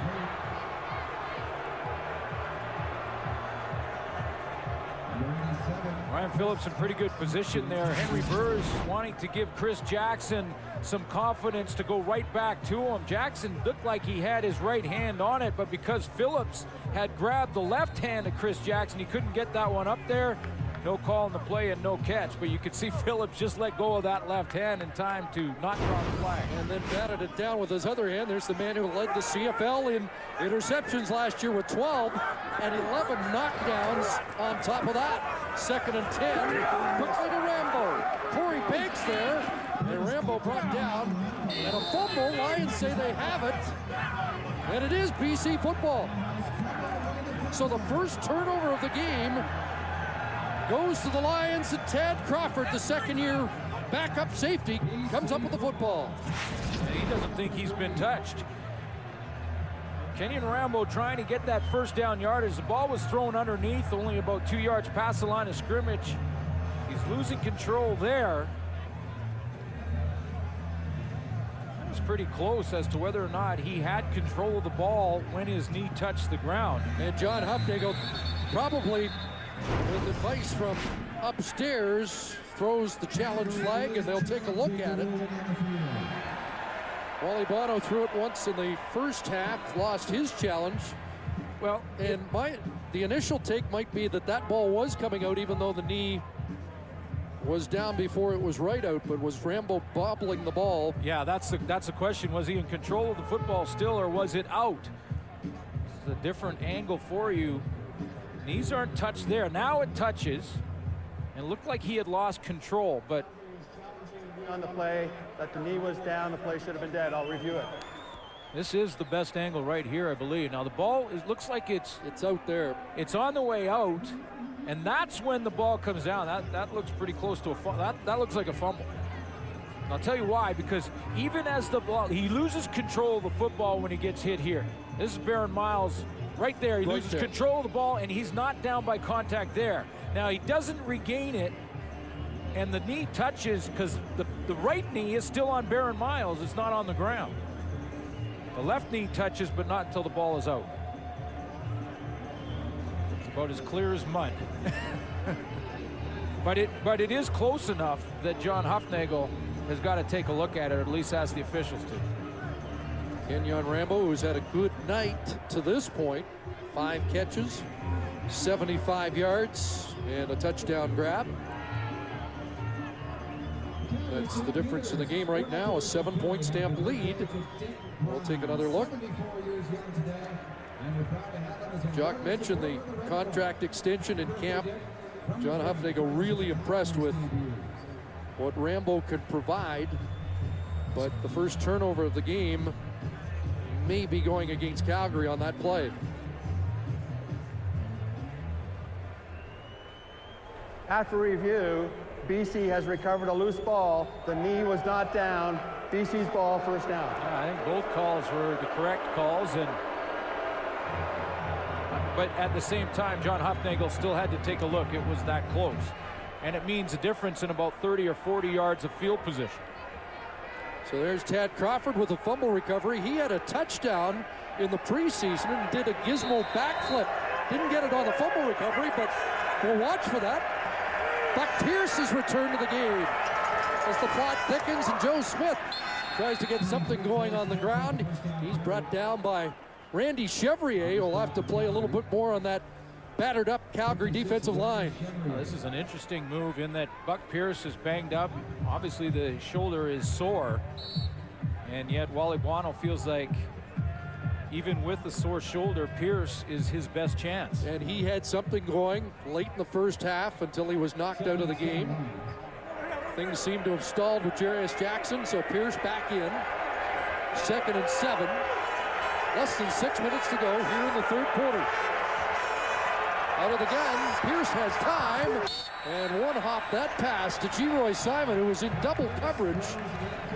And I'm not sure that ball was thrown with authority. Well, you know, and I'm not sure that Buck Pierce didn't see the coverage was that tight over the middle on Geroy Simon, and at the last second decided to just throw it in the dirt. I think he threw that over the line of scrimmage and deliberately did not risk an interception by throwing it away. I mean, he wants to step up and deliver it, and then he, look at the coverage. Wes Lysak is there, Juwan Armour was there.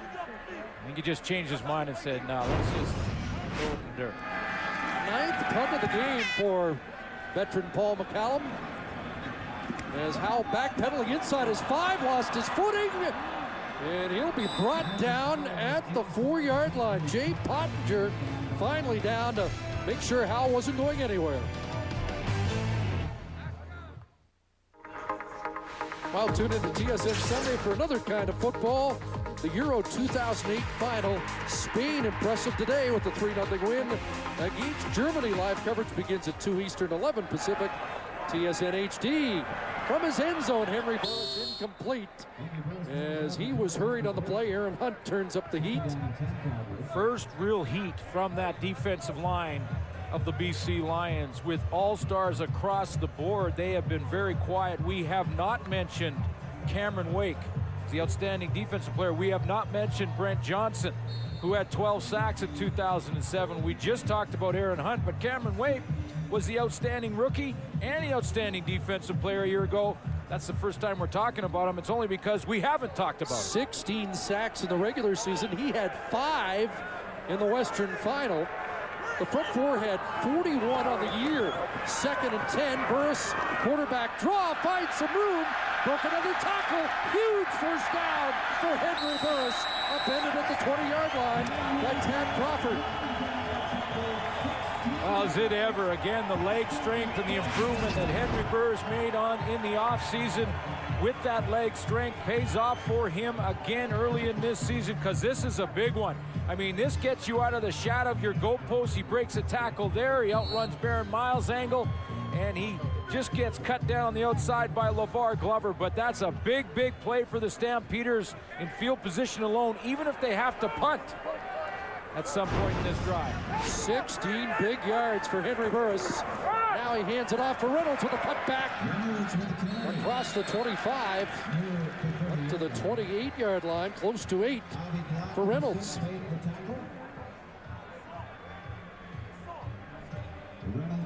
Henry Burris with 45 yards rushing, and Joffrey Reynolds has shown that the Stamps will have a running game with John Hufnagel. Every offense has to have balance, especially when you have talented players in your backfield like Joffrey Reynolds.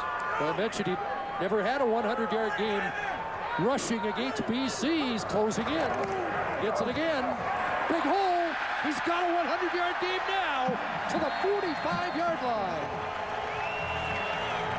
And he ran through the arms of last year's outstanding defensive player to pick up the yardage, because Cameron Wake had him at the line of scrimmage, tried to slide down to make that tackle from this side, from the left side of your screen coming in this direction, and watch how Joffrey Reynolds fights through that tackle right there in the middle of your screen, and then he breaks that tackle by Wake and now picks up big yardage.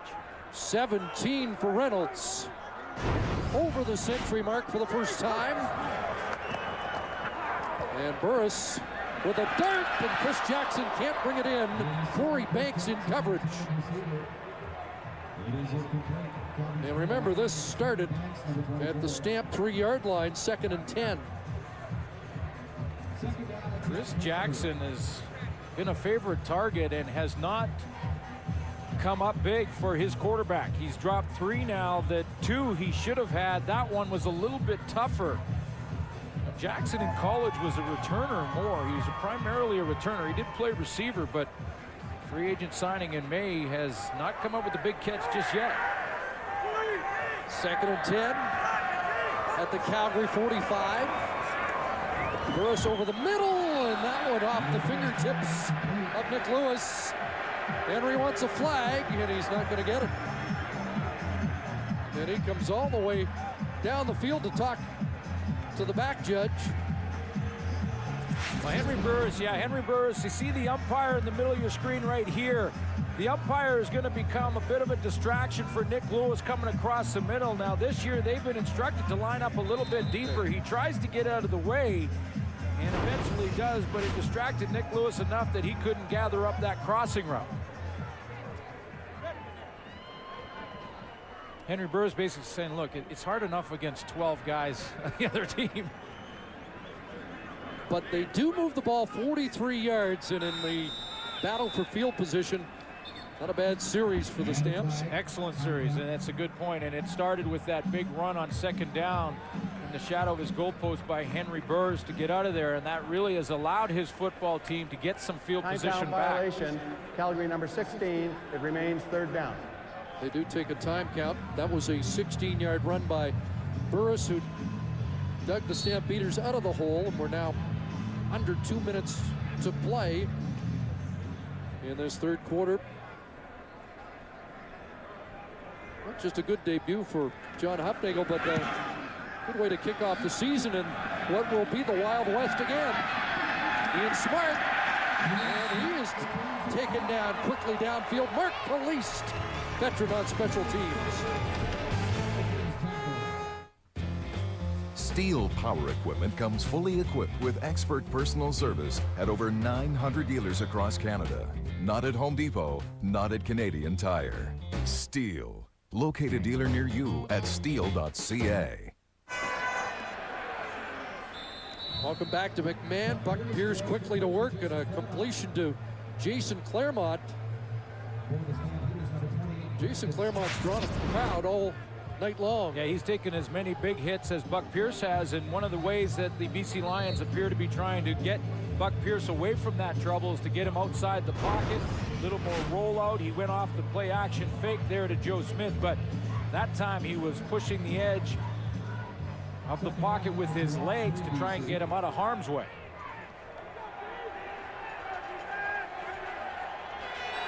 Six for Claremont, 2nd and 4, and a flag flies. And a time count violation against the Lions. Time count violation, BC number 16. It remains second down. Really, I thought there'd be a little bit more of this. Usually in the first game of the regular season, there's a lot more legal procedure calls. There's some offsides. The offense generally takes a little bit longer to get their timing down, especially with short training camps. But it has been a pretty well-played game offensively by both teams. Passing situation. You mentioned Labinjo back at middle linebacker, and now three-man front. He moves to the defensive end position. The rush end again on second and long, and Pierce throwing, and this one almost picked off. Incomplete. It was intended for Geroy Simon, and the Stampeders almost brought it down. Well, I think it's safe to say, even though there has been some big plays against this Calgary defense, a couple just before the first half came to an end, that they are around the football. That time Brandon Browner had a chance at that ball as it's thrown a bit high from Buck Pierce.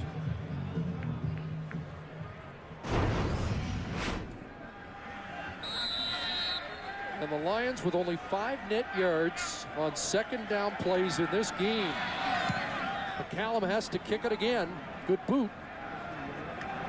Inside the 20, Marcus Howell gets through it. Flags fly as Howell's brought down up at the 33-yard line. Lyle Green, the veteran, on the tackle. Joffrey Reynolds has really quietly put together his first 100-yard game of the 2008 season. 14 carries. And his first in 11 starts against the Lions. The Lions, the only team in the CFL that Joffrey Reynolds didn't have a 100-yard game Calgary number against. 37, first down. Mark Calise called on the illegal block, so the Stampeders get backed up inside their 20. Less than a half minute to go in what has been a quieter third quarter. Just a point for either team, as John Huffnagel's crew continues to hang on to a touchdown lead. Jumbo set. Fake to Reynolds. Burris under pressure. Gets it away outside. Brett Ralph with the catch. What a throw from Henry Burris. It's not a long bomb. It's not a touchdown throw. But this was a sack, and somehow Henry Burris bought himself enough time off the edge. Burris right there in front of the goalpost, and he buys enough time right here in a one-on-one with Cameron Wake just to get himself outside, and as he's falling down, he strong arms a perfect pass to Brett Ralph. Ralph gets the first down, 10 yards. Should be the final play of the third quarter. Reynolds, right side, and he has the legs cut out from underneath him by Corey Banks.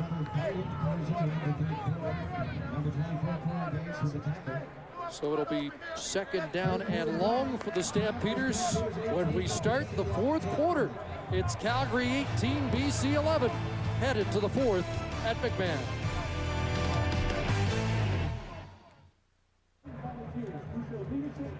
Third quarter stats brought to you by Tim Hortons, always fresh, always.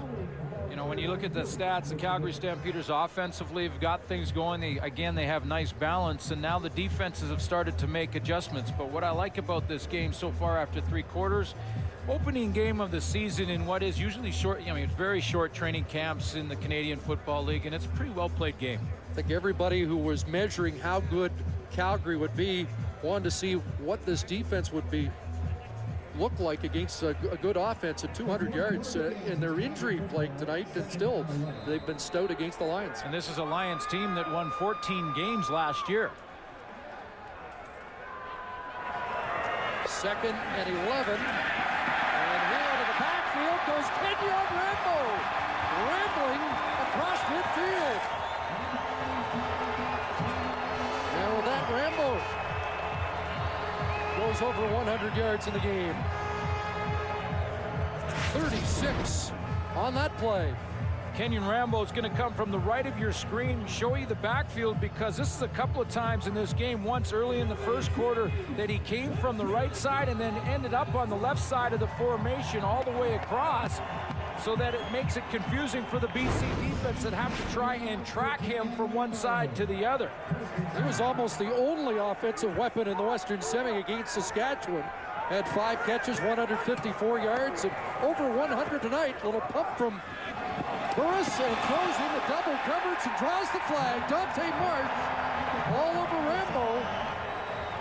And pass interference the call. Dante Marsh has seen this play before. Kenyon Rambo had his first touchdown in 2008 in the first half of this game with the exact same play at the top of your screen right here. It's a double move. He's going to go down the field. BC number 31, first down. Run the corner and then get in behind Dante Marsh, who tried to look back, but not until after the ball dropped in there, and he gets the penalty flag. All's CFL in 2006, was on the 9-game DL last year with a right knee injury. Good matchup, Marsh and Rambo tonight. First down. Henry into the flat, Brett Ralph again. First down by Phillips and hauled down at the 21. Kenyon Rambo was so close to a 1,000-yard season, but it really didn't take away because it was a breakout season. I know the 1,000-yard mark is the one that receivers always want to try to get to, but I'll tell you what, when you get this, you're doing pretty good. 10 touchdowns, the Calgary offense. And he thought he had 1,000. He had a 20-yard completion or a reception negated in the final game against BC by a holding penalty. Oh, yeah. That hurt. Dr. Reynolds right side with the hole and down to the 13-yard line. You know, Chris, we talked about Cameron Wake and Brent Johnson not being involved as much in this game. Part of the reason for that, I believe, is George Cortez and John Hufnagel now have, with the balance in their offense and the way they've shown so much diversity in their offense in this game, it really makes a defense think. And if you're thinking in a football game, you're not reacting, you're not going full speed, and you can make an all-star player into a real average player if you make him think. And I think the diversity in this offense from George Cortez and John Hufnagel is a big reason for it. Remember, the Lions felt like their strength and their defense built around their exceptional front four. But Calgary has attacked them with success so far tonight. You look up, if you're Cameron Wake, and you take a step and you hesitate thinking... Timer, please set the game clock to 13:10, please. 13:10. Fix the clock here, but if you're Cameron Wake and you look up and you think, is it Joffrey or is it going to be Henry Burris? Is that quick throw to Kenyon Rambo or is he deep in the pocket? All the different things you got to think about. By then it's too late. Well, Rambo's been a favorite target, but when you think about it, Henry's used all the weapons tonight, spread the ball around. And that shouldn't be any surprise for anybody that's followed a George Cortez offense. And it's the second year, Chris, that he's worked with Henry Burris in a row, and that stability is huge for a quarterback. Maybe the biggest surprise on this side of the ball is Burris has had time to throw with an offensive line that had a lot of question marks. Play action and on a bootleg, Henry Burris down inside the 10 has the first down. That was shades of the game-tying touchdown in that wild 45-45 tie last year here between these two. Watch the reaction here. There's Cameron Wake, there's Hunt. Watch how they are influenced by play action to the left side of your screen. That's the way they're going, all left, and then Henry Burris pulls it out of there. He gets a block downfield. Kenyon Rambo. Not sure that wasn't a clip, but it was a block with an exclamation mark. First and goal, Stampeders. At the 7, trying to build on this 7-point lead. Burris makes the first man miss and throws incomplete. Threw it away. And that saved about a 7 or 8 yard loss from Henry Burris. And he only had really one receiver outside who was well covered, and he was in big trouble because the Lions weren't fooled on the fake this time. This time, Baron Miles, the safety, stayed wide, and he forced Burris up into the middle where Cameron Wake was, and that was just Burris throwing it into an open space so that he could lift to play another down. You're right, Nick Lewis was the only Stampeder receiver even in the neighborhood, but that one was just a good incompletion. Second and goal from the 7. Three-step drop, a pump into the end zone. Chris Jackson, touchdown. He holds on to that, and it's a huge, major score for Henry Burris and the Stamps. You got to give Henry Burris a lot of credit, and I'm sure Chris Jackson will go and thank him for Henry Burris being persistent when it comes to the rookie. This is the 4th time in a row, and down here in the crucial area in the red zone, that Burris has not hesitated to go back to Chris Jackson, even though he had dropped a couple of catchable passes in that 3rd quarter. And this time, the rookie comes up with a big catch. First CFL touchdown for Chris Jackson. Henry Burris has tossed a couple tonight and scored one on the ground. And DeAngelis adds the extra point. It's a 2-touchdown lead for the Stamps in the 4th quarter.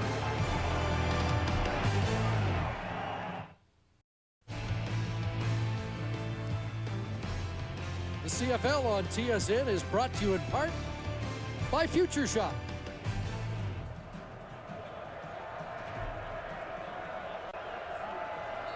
Chris Jackson with his first CFL touchdown. A couple of drops tonight that might have thrown him off his game, but he's feeling good right now, and so are the Stamps. With the lead, just over 11 minutes to go as Ian Smart brings it out across the 30 to the 33. Juwan Armour on the tackle. Chris, you know a quarterback is in his comfort zone when he is comfortable enough with the heat around him to pump fake and still maintain his composure. And that's the key to this play, is that Henry Burris is composed enough to have a nice pump fake in there. That allows his receiver to make a little bit of a wiggle, and that was Chris Jackson going down the field on Ryan Phillips. Nice composed pump fake, let his receiver get in behind coverage, and then throws a strike. Best drive of the night, 9 plays, 92 yards, and the 7-yard touchdown catch by Jackson. Joe Smith to the 38. Chris, this is big too for Chris Jackson. He's a rookie. He's in a real good receiving core with Kenyon Rambo, Copeland, Nick Lewis, and he's trying to make a name for himself, and he has trouble early on. This is 3rd quarter. He had coverage around him, but catches that he will come down with as this season goes on. A little frustration from his quarterback, but Henry Burris sticks with him. And that'll go a long way for Chris Jackson and adding a 4th real serious weapon to this receiving core. Chris Jackson the touchdown, and Jarius Jackson back in for the Lions, 2nd and 5. A pump from him and a ball that skips. One hops to Harris Jackson, incomplete. And this Calgary defense forces another 2 and out. And the BC Lion quarterback is picking himself off the turf. We talked about Rob Murphy, who's perennial all-star and outstanding lineman in the league the last 2 years, but had not taken a snap at training camp. Clearly, his timing is not bang on yet, and it couldn't be. There's no way it could be, but he's not the only one. It's a very good offensive line the BC Lions have, and some have said arguably the best in the league, and haven't really shown it tonight in game 1. McCallum gets it away. He is knocked down, at least tried to sell it. Marcus Howell, broken arm tackle, and brings it all the way to the 50-yard line, and McCallum heated up. Thought there should have been a flag.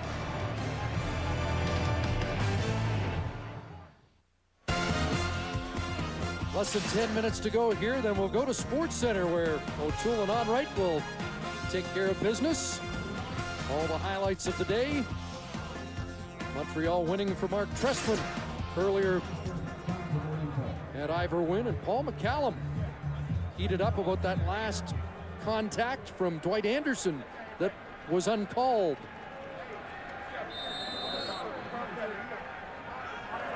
And so the Stampeders with the 2-touchdown lead have the ball at their own 50. Good field position for Joffrey Reynolds.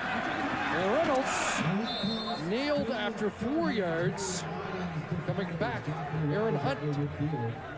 Paul McCallum was upset, and you mentioned Dwight Anderson. He's out here on the outside, and he's going to come off the edge. He does slow down as he gets past the block there, but he does make contact with Paul McCallum, who had his kicking leg up in the air.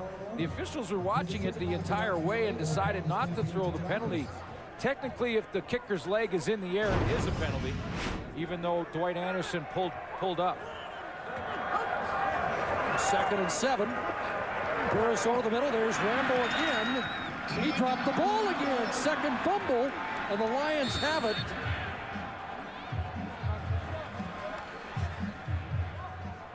And let's see, was the whistle stop play? No, it is a Rambo fumble and a Lion football. Crossing right, crossing route in that traffic zone. Javi Glatt puts the hit on him with the right arm. Did it come out before he hit the ground? Possession is gained there. Turns the corner, ball comes Again, out. ball's out. I think it is out. No challenge yet. But you can challenge or not, it looks like it's BC football. Yeah, because Kenyon Rambo's shoulder pads are not on the ground, and neither are either knee.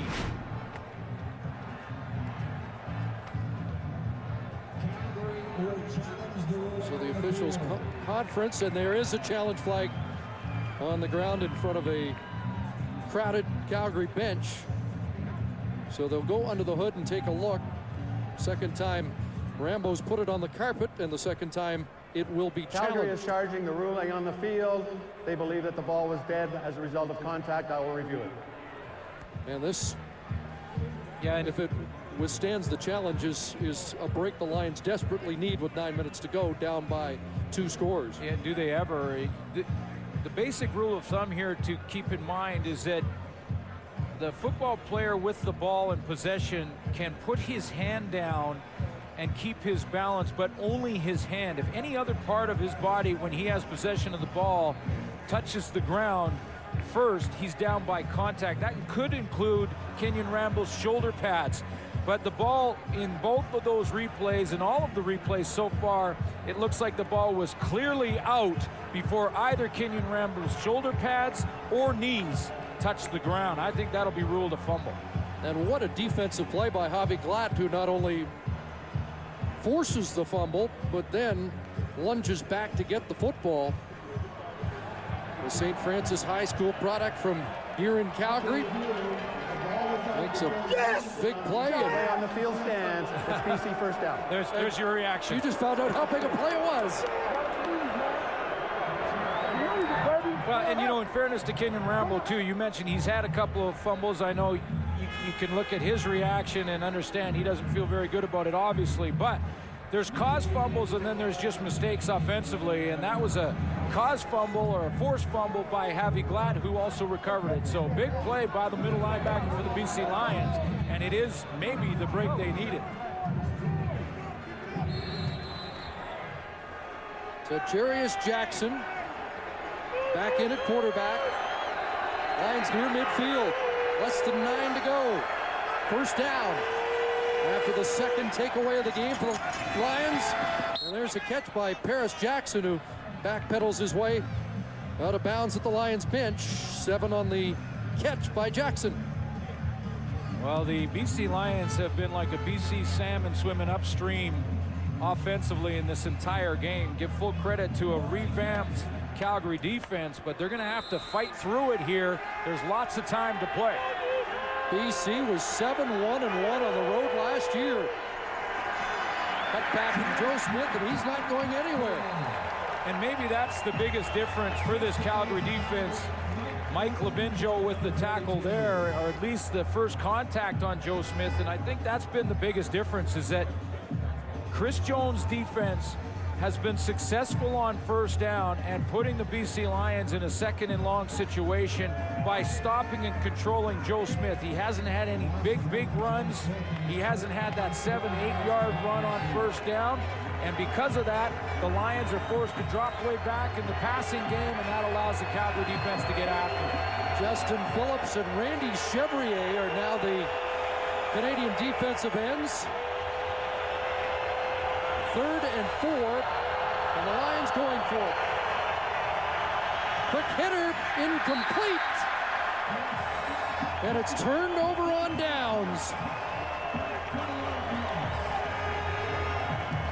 The Stampeders defense celebrates the takeaway on downs. Calgary football when we come back. Tonight's game story brought to you by MGD, nothing to hide. Very well-played game by Henry Burris at quarterback. Joffrey Reynolds, part of the reason for that, because of the balance and the diversity in the offense. Kenyon Rambles had a couple of fumbles, but a big game with a TD. Boy, this Calgary defense has been a huge story tonight. So is Henry Burris, who goes back to work. This guy's not been bad either. The cutback from Reynolds, and this time he'll lose yards. Reggie Miles, Pavi Klatt with the tackle behind the line of scrimmage. But how about the response of the defensive coordinator on the other side after the turnover on downs? We're talking to his free safety, Wes Lysak, and Chris Jones having a little fun. All his years in Montreal, where one of the #1 defenses in the league for many years in a row in the Montreal Alouettes organization, moves over here to Calgary, and that has been maybe the biggest story of this game, is how even with the injuries, that defense has played so well. Loss of 4 for Reynolds, 2nd and 14. Here comes the rush. It's picked off.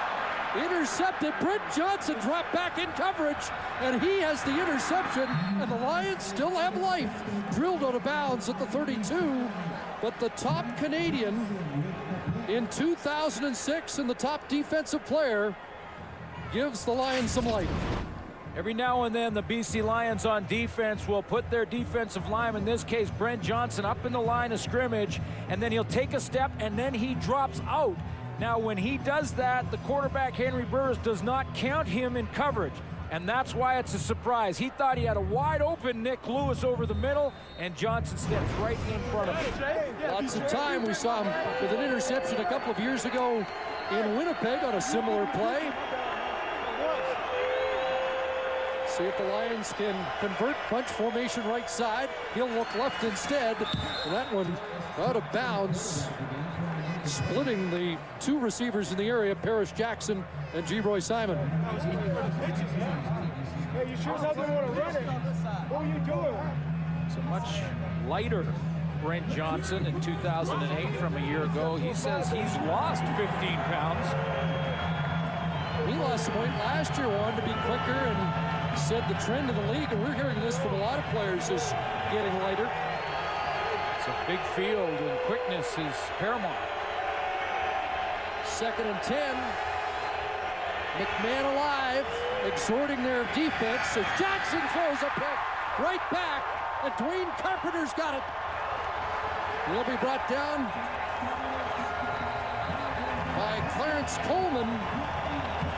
But the Calgary Stampeder defense, one of the big stories of the night, answers 1 interception with one of their own. Well, do they ever? And Chris Jones just called the very similar play. Look at this. Hide a player in the line of scrimmage, in this case Dwayne Carpenter, and then drop him out from the line of scrimmage. Now, he's a linebacker and does that a lot more often than Brent Johnson, a defensive lineman, but it's the same principle. You put a player in the line of scrimmage, the quarterback doesn't think that that player is involved in coverage.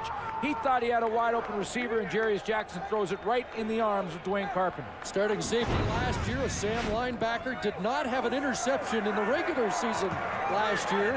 One in the Western semifinal, has one here, and Reynolds Brought down by the newcomer Reggie Miles, but good yardage up the middle.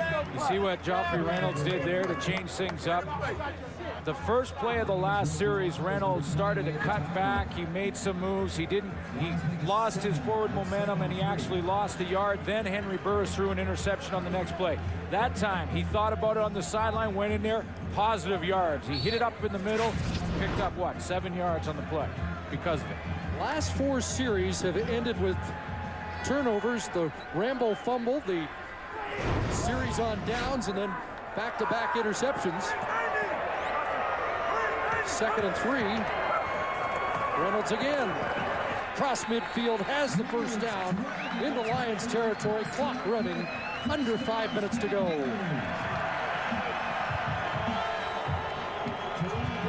Reggie Miles limped off after the first down play on the last Stamp series. The Calgary Stampeders really wanted to see what kind of football team they had. I mean, John Hufnagel yesterday in the press conference, he said, this is a great test for us. We're playing against a team that won 14 games. I think they're passing the test. Jerome Dennis in on defense for the Lions, and Reynolds straight ahead again to the 50. It was interesting because in the press conference, one of the reporters were being a little bit sarcastic with John Hufnagel and said, you know, your team hasn't been very good against Wally Buono and the BC Lions over the last 10 games. In fact, you've only won one of them. And John Hufnagel said, you think? And it has been that way. It's been all BC since Wally Buono moved over to the Lions. And Hufnagel said this is a great challenge. Boy, have they risen to the occasion. 2nd and 6. Henry Burris. First down and then upended. Now I'm sure Coach Hufnagel would remind Henry Burris that with a lead that certainly isn't comfortable, but it is a good lead, that he might want to just hook slide at the very end of that play. Maybe not a hit he needed to take. No, and a big one, but this is the competitive nature of Henry Burris. And really, again, I agree 100% with Chris Schultz on the panel, who said at halftime that it may be one of Henry Burris's best games. 623 yards rushing last year, 63 tonight, and a touchdown. Chewing it up on the ground, and John Portis, the BC boy, ran over Javi Glatt for a first down. Back in 2001, the high school football player of the year in BC, getting his first carry of 2008 as the Stampeders are in control. Time for the TSN turning point.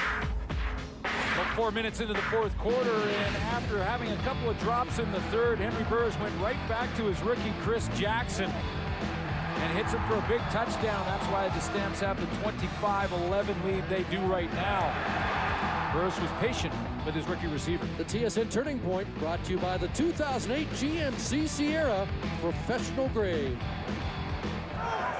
So 2:48 to go, a first down, Stamps driving again. And Burris looking downfield, and there's a highlight reel catch by Kenyon Rambo. Or is it? Well, they may be waving it off. Boy, it sure looked like it. Now, Kenyon Rambo has to survive contact with the ground and come up with the ball. They've actually looked at this rule from last year and changed it slightly. But the basic philosophy remains the same in that the receiver has got to maintain possession and survive contact with the ground, and Kenyon Rambo does not. That ball comes out as he hits the ground, and that is ruled incomplete. Correctly so. That had catch of the year candidate written all over it here in week 1. Well, wow. Well, the basic difference between this year and last year with that ruling is Kenyon Rambo has to clean up his chin a little bit after diving for that one. Need a little turf. The basic difference, though, is that last year, in order to err on the side of making sure that it was a catch, it almost went a little bit too far one way, and that receivers were having to roll a couple times and still being ruled as incomplete passes. They've changed that to basically rule in favor of the catch if it's even close. There's got to be a matter of time and control. But the bottom line here is, and this hasn't changed from last year, is that the receiver has got to survive the contact on the ground right there, and clearly Kenyon Rambo did not. We do have a delay here, though. There is a booth challenge in the final 3 minutes. The coaches can't challenge, but they are taking another look. And we think we know the result, but good call by the booth. Looked like Jermaine Franklin in on the decision-making there. Last year was the first year of instant replay, and thought it was a success. There were some glitches without question, and there is in everything you do in the first year, but some small adjustments have been made. And so far in the challenges tonight, I think they've been bang on in the decisions that have been made by the officials. Or sorry, yeah, 3 years ago. This is the third year of replay, is what I meant to say. But this is, I think the booth challenge is, are we into the second year of the booth challenge? Yeah, that's right. And again, the having the advisor up in the booth is a big difference. It gets a chance for a couple officials, 2 pairs of eyes to take a look at the play. And they've been bang on tonight. After review, the ruling on the field is a completed pass and then down by contact. It might be a catch of the year candidate, even though we don't think it was a catch. Well, it doesn't look like a catch at all. I mean, the rule is you have to survive contact. Now, contact is made there. Oh, you know what it was?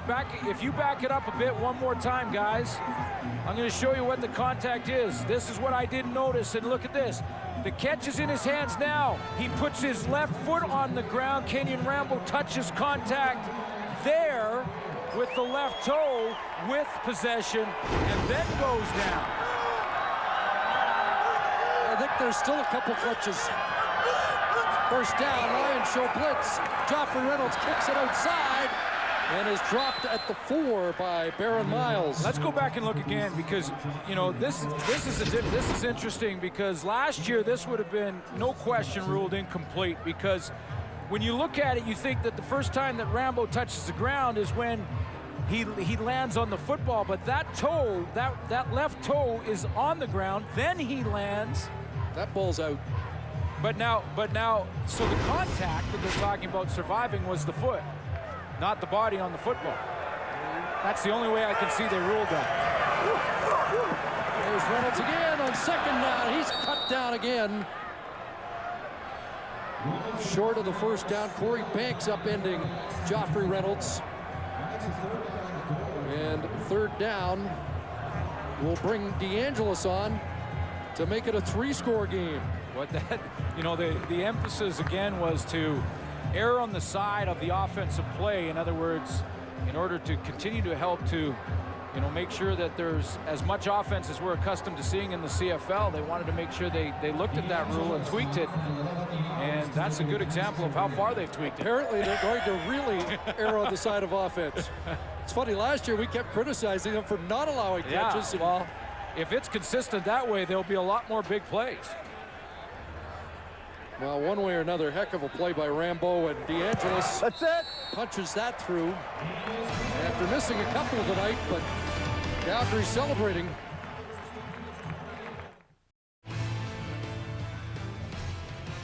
CFL on TSN is brought to you in part by Rona, proud sponsor of the CFL. Rona, the Canadian how-to people. Interesting ruling, but a great play by Kenyon Rambo to set up that field goal. As we continue to debate the merit of the call up here, Jarius Jackson airing it out, and incomplete. Paris Jackson with the step, working against Brandon Smith. Did he ever air it out? That was a long throw by Jarius Jackson on the run, and Paris Jackson had both hands on it. Had to fight off the coverage right there by Brandon Smith. But Paris Jackson makes that catch 9 out of 10 times. And that kind of night for the BC Lions.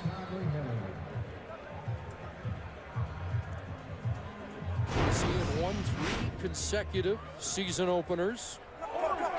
Remember, we mentioned last year 3 for 12 in the Western Final. Jarius Jackson 3 for 11 in relief tonight. 2nd and 10. There's a completion to Harris, who has some room and lunges to the 50-yard line.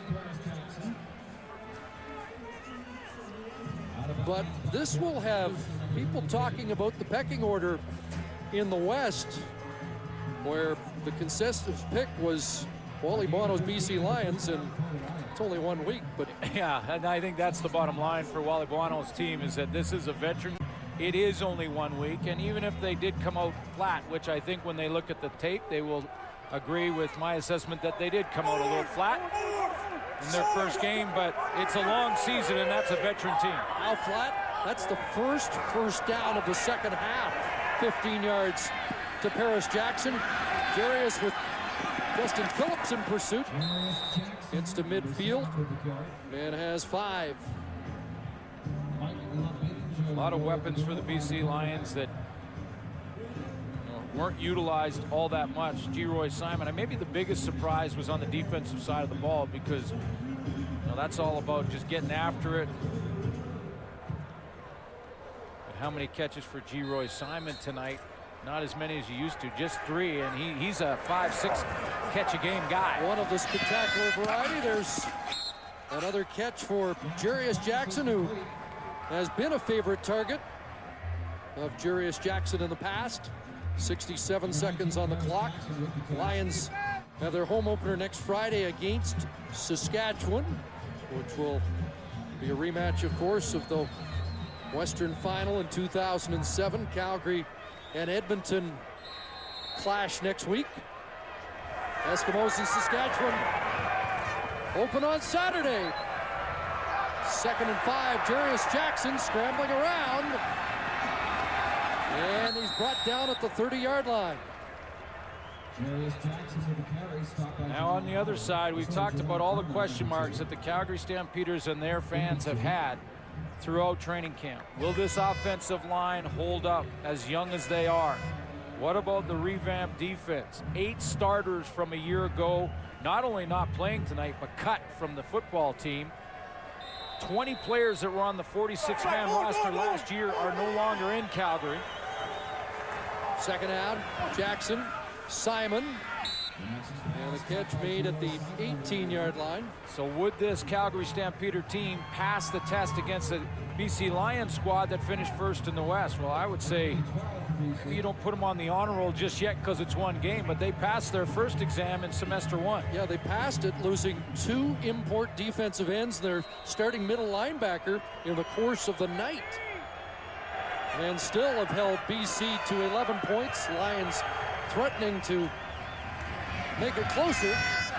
Fade route, no one home. Dwight Anderson, closest man to the ball, with 31 seconds left. It's not just been the front 4 of that defense, Chris, as well for the Calgary Stampeders. I think that secondary is vastly improved. You look across the board, Brandon Browner's had a good game at the corner. We knew he would be a good player and was last year, but I think you think about that Calgary defense, the newcomers are playing very well. Browner's made some plays, not only on defense, but special teams. Dwight Anderson's played well. Calvin Bannister we've named a couple of times. 2nd and 10. Wide open. Corey Rogers looking for his 2nd touchdown, and he's in. So a little window dressing for the Lions with 23 seconds to go.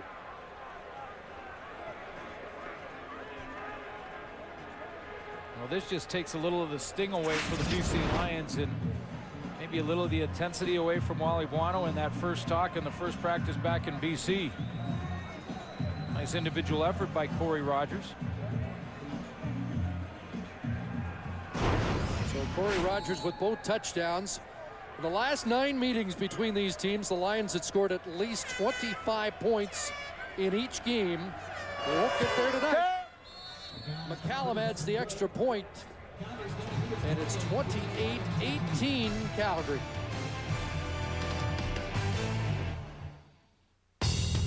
Giving the 2008 GMC Sierra more power doesn't make it professional grade. Giving it 315 horsepower while making it the most fuel-efficient 4x4 full-size pickup does. The 2008 GMC Sierra. We gave it more power. We made it more fuel efficient.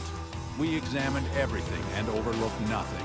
Then backed it with the best coverage in Canada. That's professional grade. So a 10-point game, 23 seconds left, and the hands team to come on for what should be a short kick. It's the hands team for the Calgary Stampeders, who are trying to make sure they're either the last one to touch it if it goes out of bounds, or that they handle it. For the BC Lions, this is the go-get-it team. And so you have people like G. Simon and Corey Rogers out there for the Lions. And if you're playing against a team in the West, you've got to think about points for and against and all those things. So even though they're down 2 scores, you still have to try and get it points and see if they can get the ball back if you're Wally Buono. These teams starting the season tonight, and they will finish the regular season. McCallum puts it in the air. Jump ball. Who's got it? I think the Lions came down with it. And they do. So BC gets the ball back. Not sure if that wasn't Corey Rogers. Hard to tell out of that massive humanity. A well-placed kick by Paul McCallum. That's a very difficult skill for a kicker to. They work on that, but not as often. I mean, this is a very tough kick and a tough play to execute, because the kicker, McCallum, has to put air on it. Like maybe Claremont got it, but he has to put enough air on it so his cover team can get down there and set up, but put it just 10 yards and no deeper. If it's any deeper, then Calgary covers it cleanly. Good eye off Rogers. Claremont brings it down.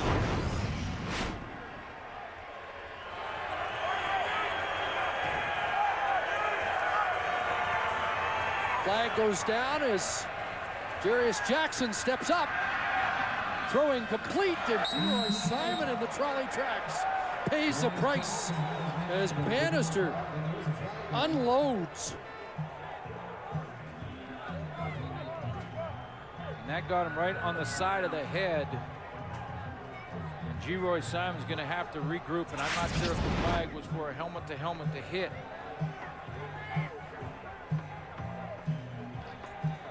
See Bannister basically catapulting himself into G. Simon right there, and you can see the top of the helmet off the side of Simon's head.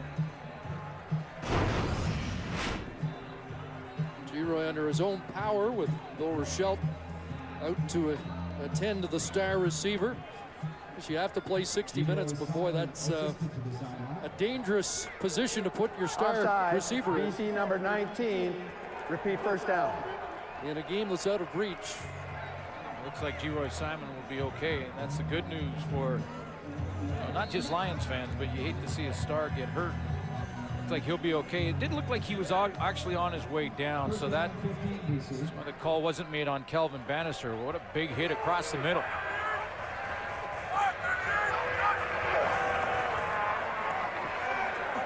Here's Rogers again, and he's cut down. Shannon James with a sure tackle.